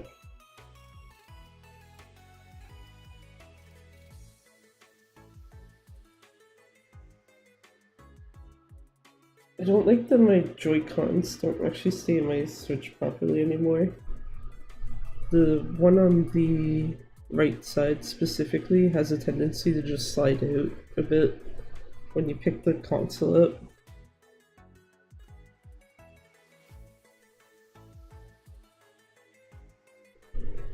Uh, 1480, so it's not there.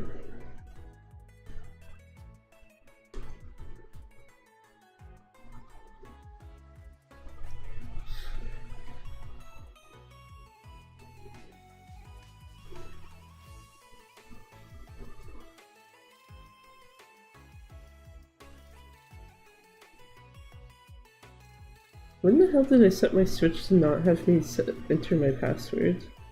Uh-oh. Oh well.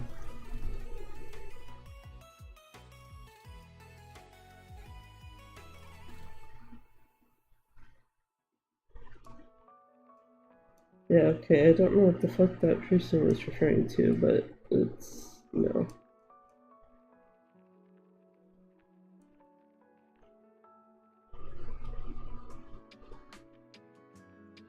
Because the only other thing that comes to mind is like the fact that Switch, if you have the Nintendo Switch Online membership, they'll sometimes have it so that some games can be played for like about a week usually.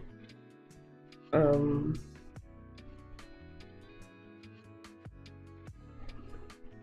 then like if you still want to like continue playing it after that, you what's it called? You can just buy the game and it will have like your save data and stuff. Did this? It did not switch over yet. Okay.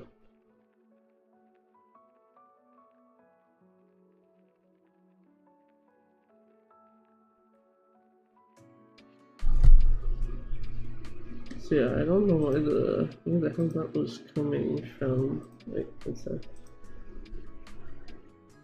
16 still.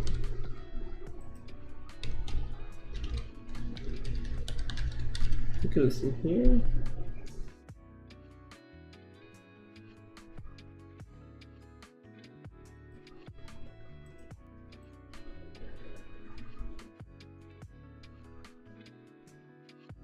Oh, okay, so, okay.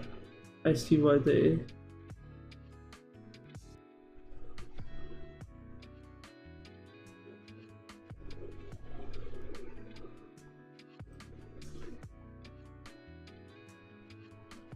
I see why they got confused. It's a region locked thing.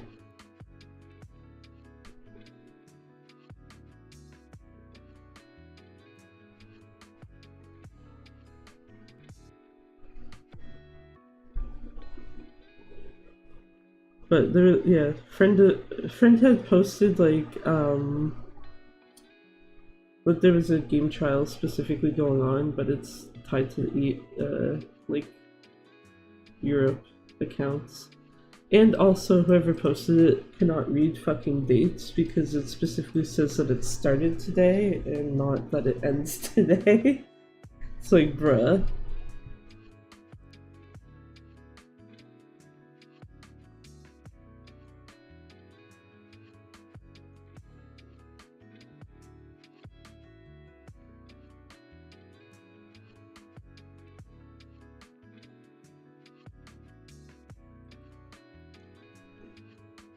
love when people are very shit with posting stuff. Which isn't like a thing at the friend, that's a thing specifically to the person who like passed that on.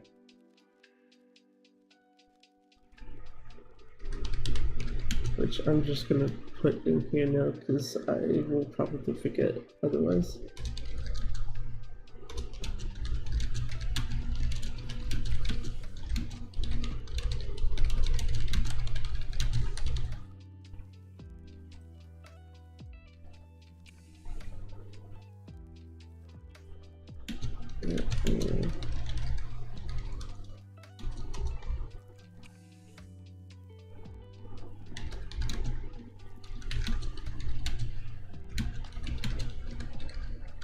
There.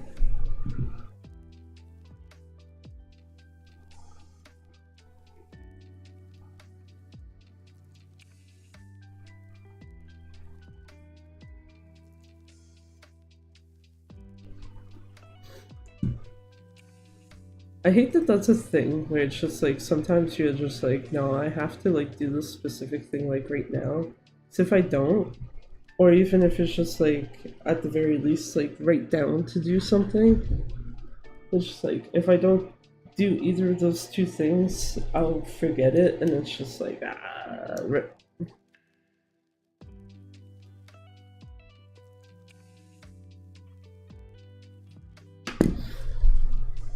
Which is probably why, like, usually during the week I'll just like write shit down of like, what are some interesting things that have happened or that caught my attention? And then just put it there so it's like, okay, I don't have to actually like forget about this later. Like the fact that one of the things I kind of expect to see tomorrow, or if not tomorrow, then probably like Sunday. Because Sunday, I believe, is when the Xbox showcase or whatever it is. But YouTube has just been like, you're interested in Alan Wake? Here you go. We'll give you every single fucking teaser that is being posted for the first DLC for it. And it doesn't help that the first one posted had the freaking rubber duck from Control. And it's just like, okay, good, great. Not a good sign. Not a good sign, like, in terms of, like, it makes you kind of wonder, like, is, like, the FPC going to be, like, the issue that you have to deal with in some way or something? Because the other ones that have been posted more tie into the place that you would have been playing that like is used in American Nightmare.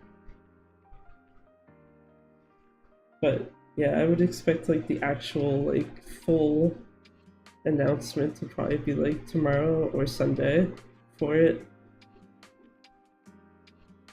Because I don't see why you'd consistently post teasers for it, and then it's just like, oh no, we're not gonna announce anything else other than these. Also, the ones that specifically have like Night Springs in them have this like super fucking catchy song where it's just like, okay, can you guys at least just release that song at some point like soon? Because holy shit. As the fact like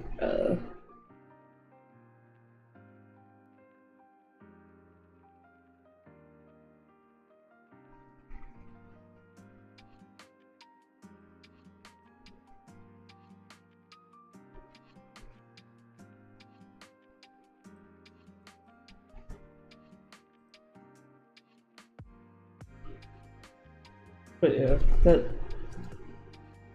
that also is like a good thing actually too, if it does actually release like within the next month or two or so. Just because like I'm assuming once it is October and I get to that game, it will probably only have one of the two DLCs released. which means it's like, okay, great, gotta go back to the game at some point afterwards to finish the other one when it gets released. So I don't think both of them would release this year. I might be wrong. If both of them somehow do release this year, that would make it easier, but...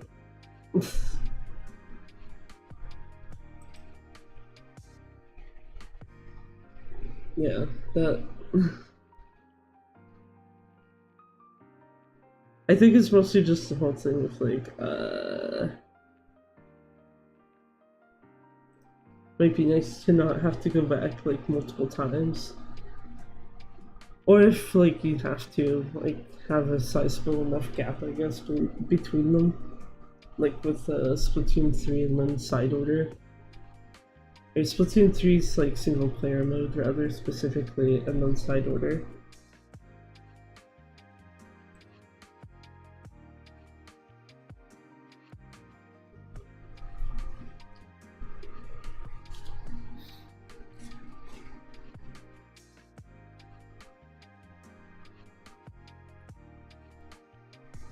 What the hell?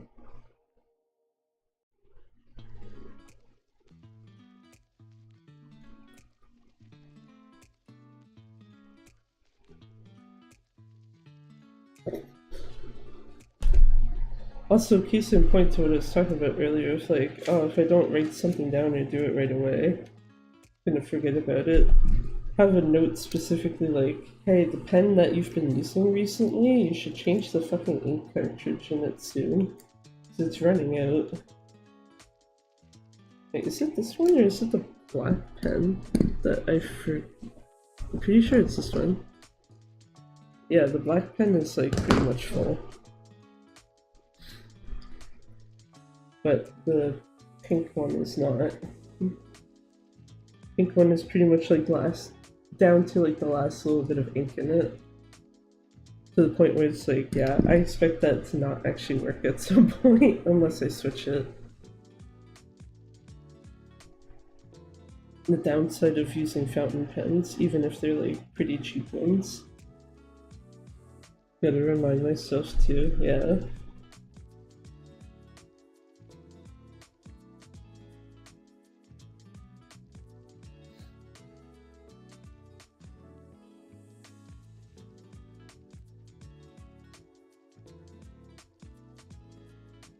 Wait, is this? Oh, I forgot to switch these over.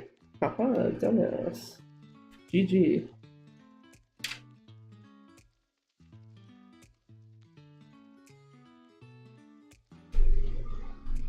That's the other thing too, is I try every so often to like keep a to-do list.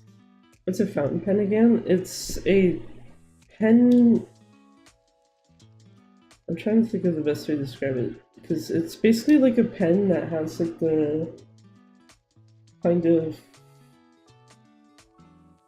tip on it, like how calligraphy brushes might have. But it usually will have an ink cartridge you use with it. The only thing is like you can get like super expensive fountain pens where you have to like manually put the ink in, or you can get like kind of cheap ones like I have where you can literally just have like pre-filled cartridges that you just swap in.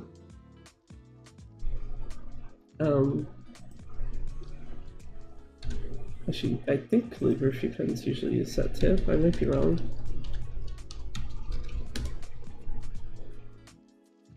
Google Images, let's see. Yeah, okay, it does. Like that type of, it has that type of tip on it and stuff.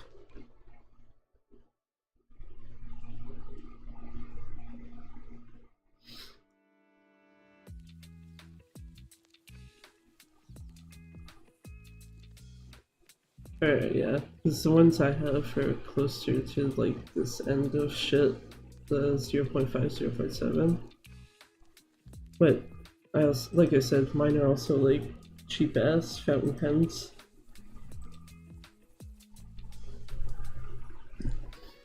Whereas, yeah, compared to like other pens where you can't necessarily change like the ink cartridge or whatever in it, it's basically like once it's dead, it's dead. You have to just get a new pen.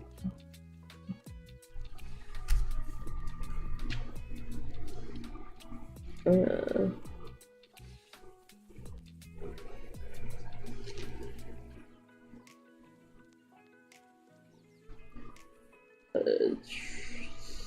this is terrible. But yeah, the other thing I try to do sometimes is like keep a to-do list, and then it's like keep with it usually for like a few weeks and then forget about it, and then basically like do that on and off. And also have the awkward moment when you go look through all the stuff that you're like, oh, I should do this, this, and this, and you're like, I have done none of this.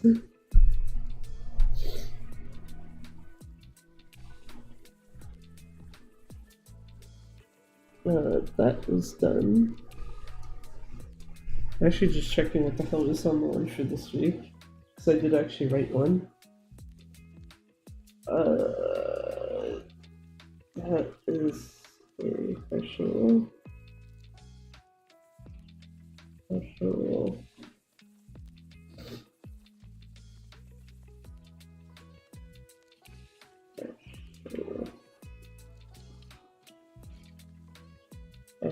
This is done.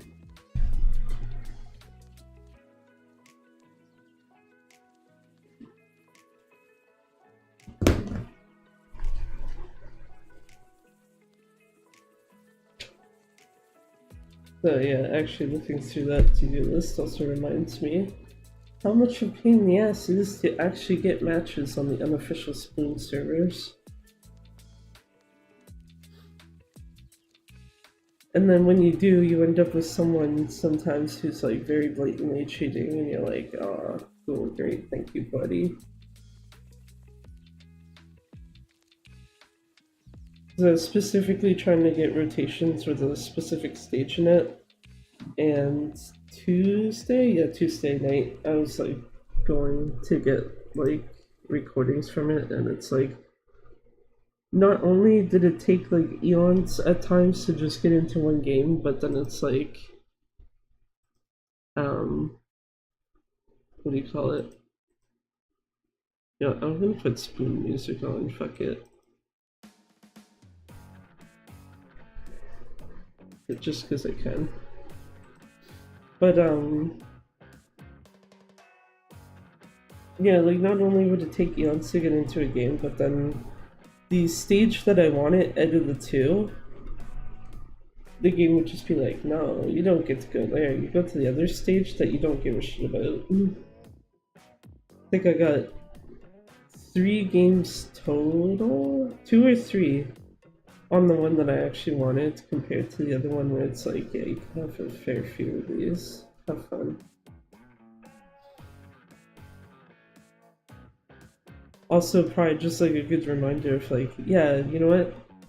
Unofficial servers exist, but like if no one is really using them, then you kind of can't play the game still.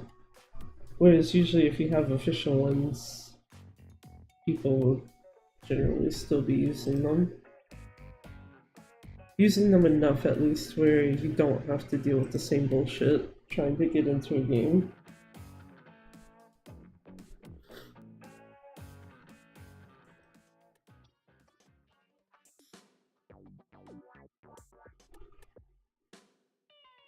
But yeah.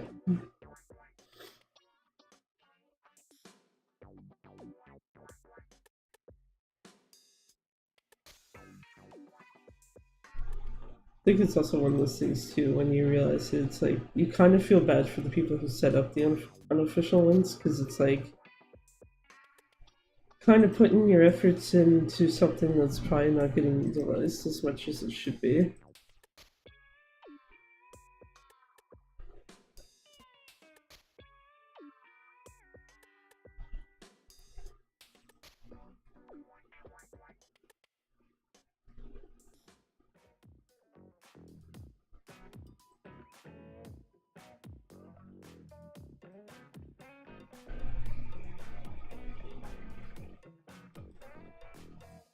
Let's go.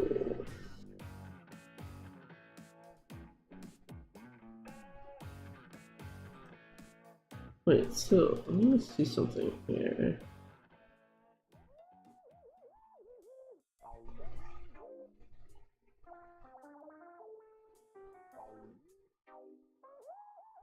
Oh, okay, actually, that's cool. Just looking at stuff for the freaking big run that's on Sunday, or Saturday rather. The fact that you get triple fish scales because you have to fight 3 of the king salmonids at once is like, oh, okay, you know what? That might actually make it worth it considering you get like fucking nothing during normal circumstances.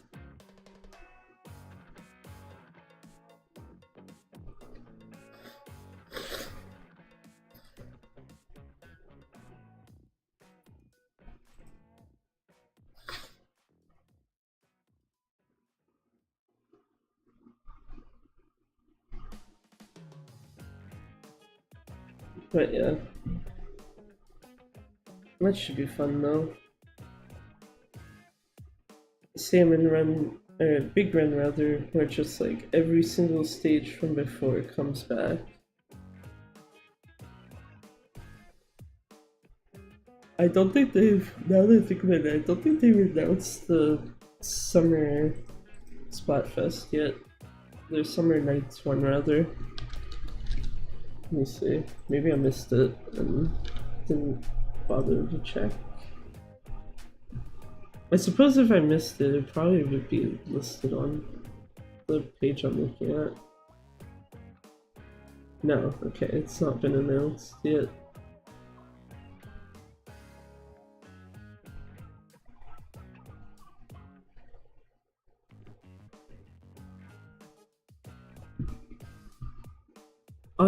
That does also remind me though, something I had pointed out to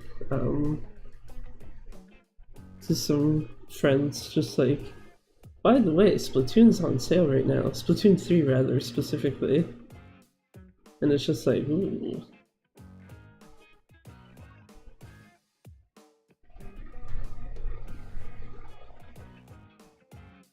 Because the fact that Nintendo almost always never has fucking sales on their stuff, and then it's just like, yeah, you can get this pretty cheap now-ish.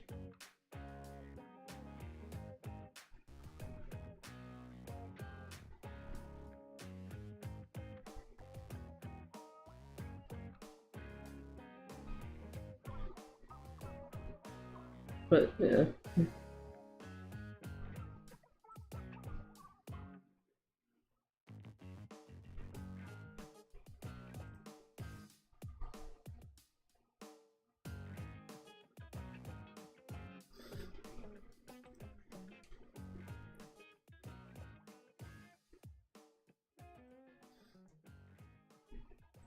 Trying to think if there's anything else off the top of my head.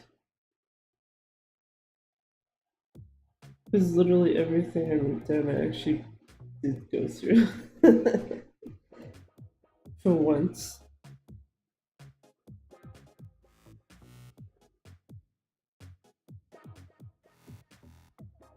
Also, when the hell are they releasing the next Splatoon soundtrack? If only just because I kind of want the side order stuff and the not all of the new off the hook stuff, but specifically Headliners High. And what the fuck's the other one? Oh wait, yeah, no mind, I know that one. The one that's with Shiver and Fry.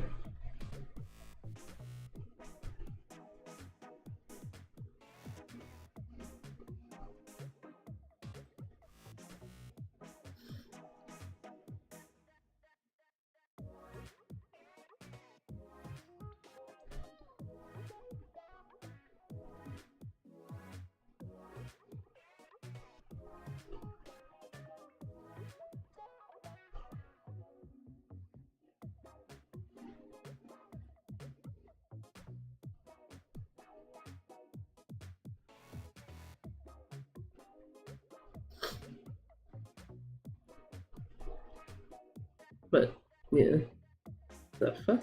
Yes.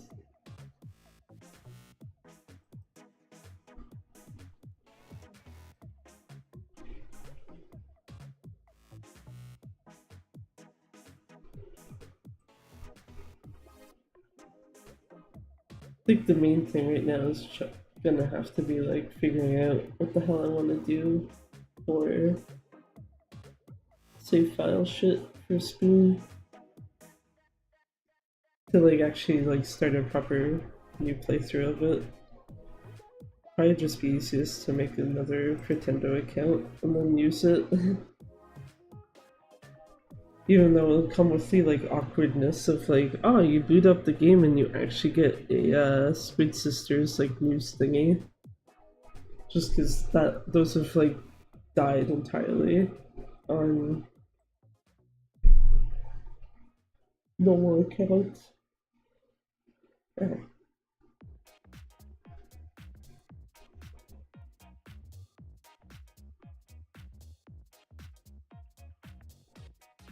I should close that so I don't just keep flipping through both of these. And before Photoshop's gonna be like, excuse me, sir, you did not save this recently, or some shit. Never mind, didn't.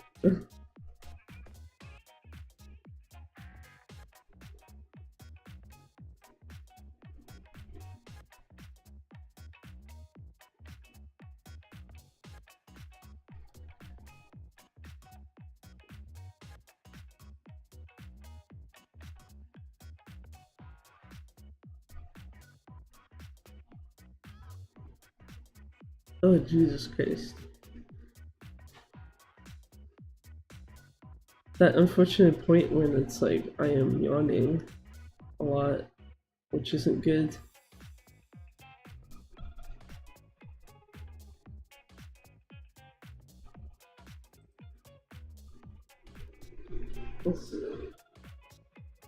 Aww. One of my bunnies like literally just laid out like absolute flat. Probably because he's dying of heat too. Even though I handed my bunnies like little ice bottles that they can like sit by.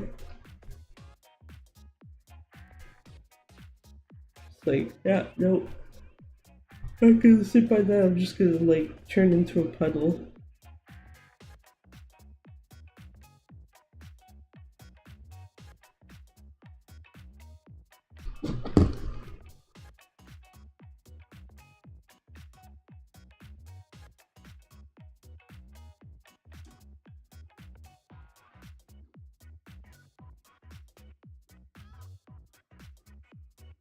Oh, shit.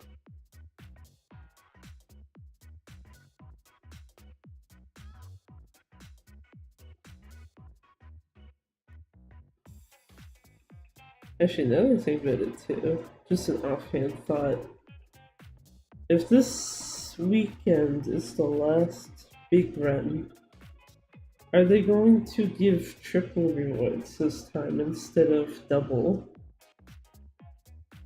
Because I know for all the ones, I think it was after the second one, they basically made it so that the rewards meter was doubled.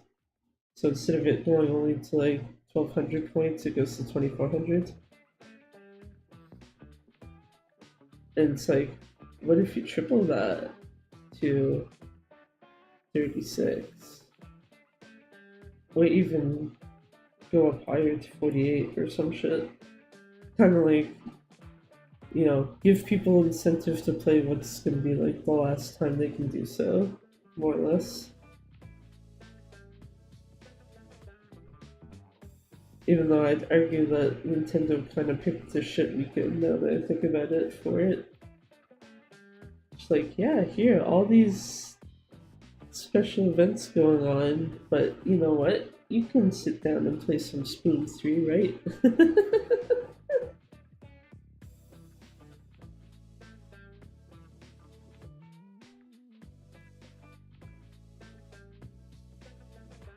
Which I guess probably is also why they haven't announced like when the Summer Nights Splatfest is supposed to be at. Just like, Yeah, what do we do?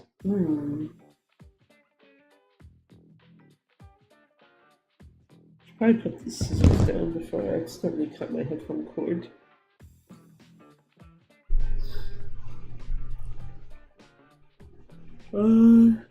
Shit.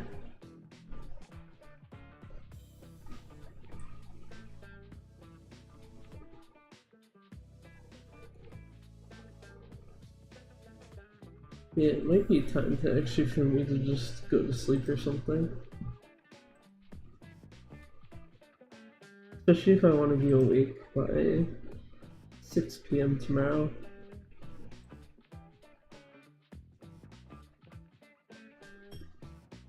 Still kind of debating a bit though. If I want to like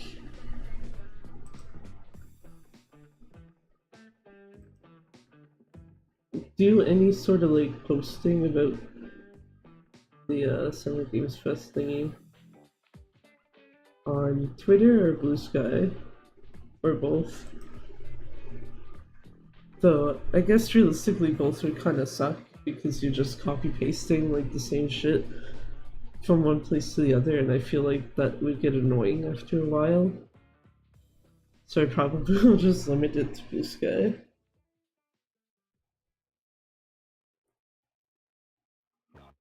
Also gonna be suck if a It's gonna be kind of suck if someone I know actually does like a stream of it, because it's like, as much as I'd like to watch the thing with them, it's like, nah, it's not gonna happen, I'm sorry. In part because I like don't like to watch those types of things with people's commentary over it. Not live, at least. Afterwards, it's fine. And then also, yeah, just other issues, I guess, as well. Not related to the person in question, though, so.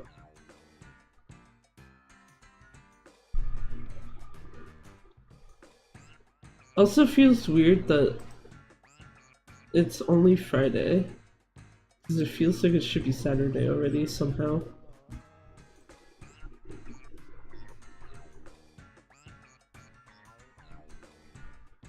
But yeah, let's switch off of spoon music, and we can end on not spoon stuff. End on the same song as we start with, haha. Actual laugh.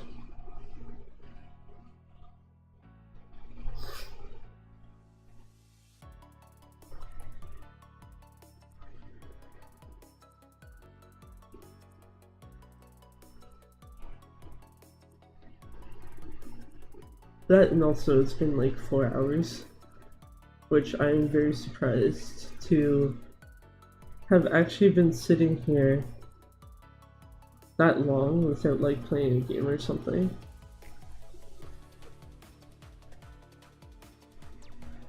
Hi to your awkward moment.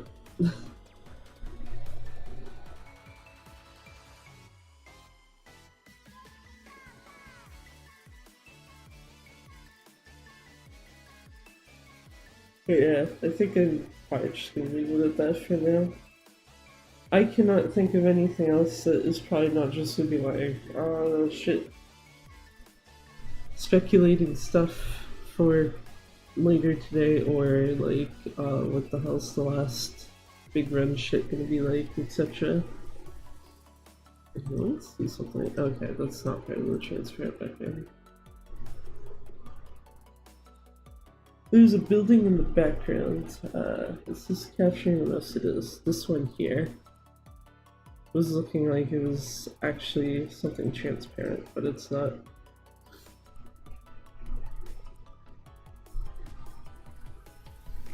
But yeah, I guess if I do decide to like post thoughts on shit as it's happening, it'll probably be on Blue Sky. Might be worth following if that's something you're interested in. I would post to Twitter, but Twitter's been like going to shit lately. Well, it's been going to shit since, you know, a certain someone took it over, but it's like just on a continuous downhill. Whereas at least Blue Sky, it's like, okay, this site's actually been improving itself here and there.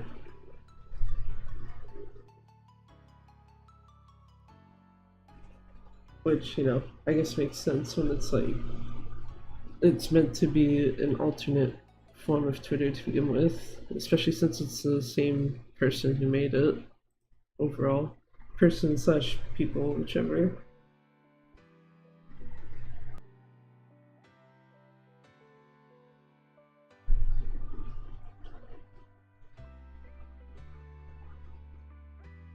But yeah. Other than that, though,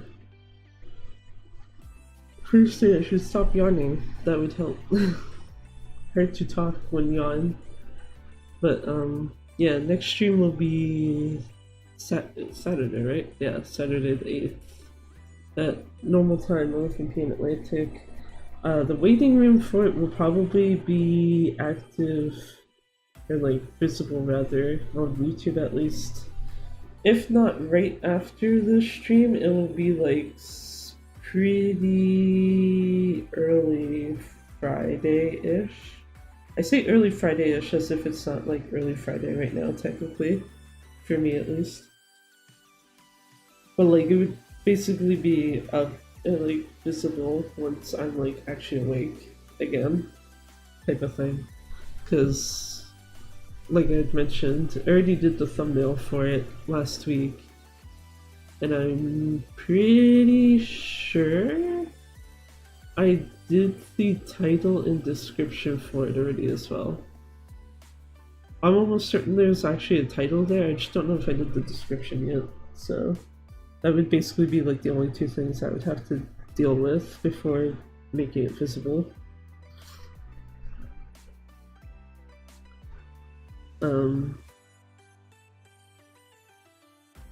Yeah. And then next Thursday, go through a nice adventure in the OG Spoon. Hopefully don't finish it all in one setting. I don't think... Wait. I was gonna say, I don't think the original Splatoon is long or short enough to finish in one sitting without like going for like 12 hours. Oh, maybe not. Huh. Splatoon is apparently only 5 hours to finish. Okay, actually, this is funny. Because like usually if I'm trying to get like an estimate of how long it takes to finish something, I just look at how long to beat. And then I usually would add like an hour or two to whatever it actually lists, because I know I'll take longer than what it says. But it's funny to look at Splatoon 1. If you want to do a quote-unquote completionist run, it's like 17.5 hours. For Splatoon 3, it's 18 hours. But if you want to do that for Splatoon 2, and this is not including Octo expansion, it's 58 hours. Like, what the fuck? What did they... Actually, yeah, because I think in Splatoon 2, that was the only one where I didn't have, like, the, all the equipment stuff upgraded and what have you. Because it was, like, super fucky. Whereas Splatoon 3, the only thing I have left in its single-player mode is After Alterna, which requires literally beating every stage at least once. Wait, you have to beat every stage at least once. I think you also have to get like all your hero upgrades and the hero rank maxed out. I might be misremembering some of it, but it's not a whole lot of shit you really have to do overall. And then yeah, Splatoon 1 I do know is pretty short as well to get everything for the most part. I think the biggest pain in the ass is if you want to get Sunken Scrolls, I think are the more tedious thing to grab.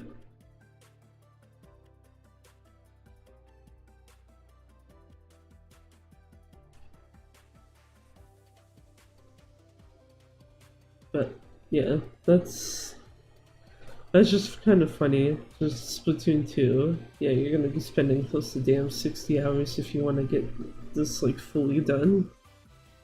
Rip.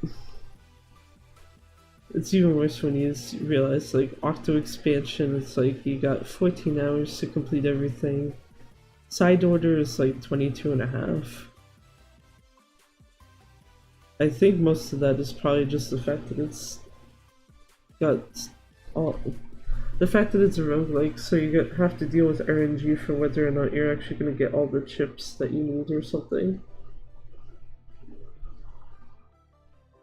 But yeah, 5 hours. If you add like a couple hours, so that should be 7. So that would probably be. Actually, you know what? This is probably the easiest way for me to compare. Yeah, it'll probably be 2 streams. Okay. So that would be like all of next week. It's just Spoon 1.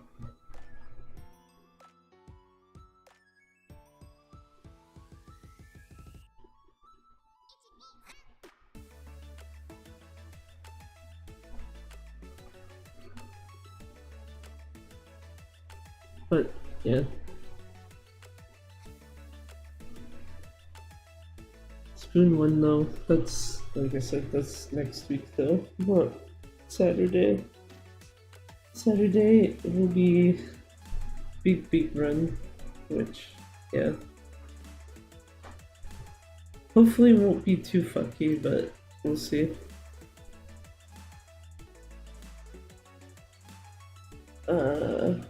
But yeah, outside of that though, like I said, I don't really have anything else I think to add.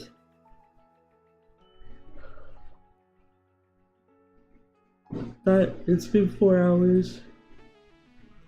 I probably should sleep considering how much I'm fucking yawning, and I don't think that's really good to hear like consistently for anyone watching either, still.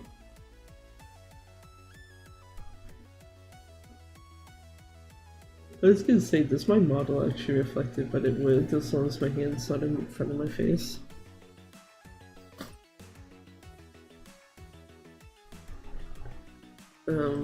Yeah.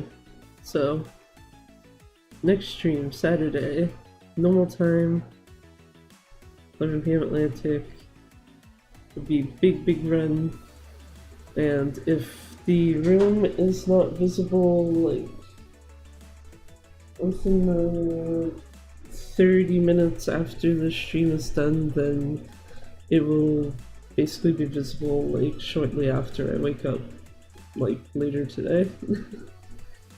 Just cause, yeah, thumbnail's already done, it's just the title and description that have to be done. And I know the Twitch calendar would already show it as big run, so that part is a non-issue. Kinda wish there was a... You would think that YouTube would have a good way to integrate Google Calendar stuff into YouTube somehow, but... you know... they don't, so... or at least I'm not aware of any. If they did, though, I'd just be like, yeah, here you go. Exactly what you need to know, so I probably will never have to make an actual, like, visual schedule thingy ever again. Type of thing. But, yeah.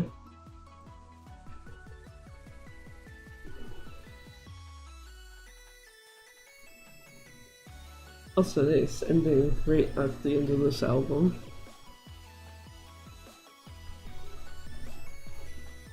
But... what did you do this? You need to stop yawning. Okay. Yeah. Basically gonna go to sleep. Not that long after this.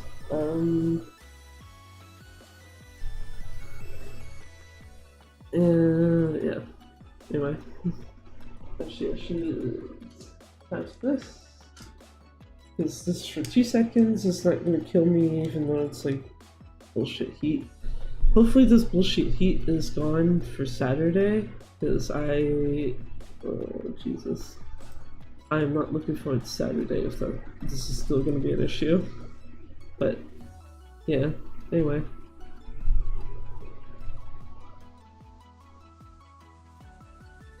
Till Saturday. I need to stop yawning so I can actually say shit. Until Saturday though, thank you for watching and bye-bye for now. Haha, waving. Waving and hopefully trying to wave without my hands going off the screen, but anyway, yeah. Bye-bye. Not even gonna like hold it that bye-bye, because I'm probably just gonna be on in the middle of it.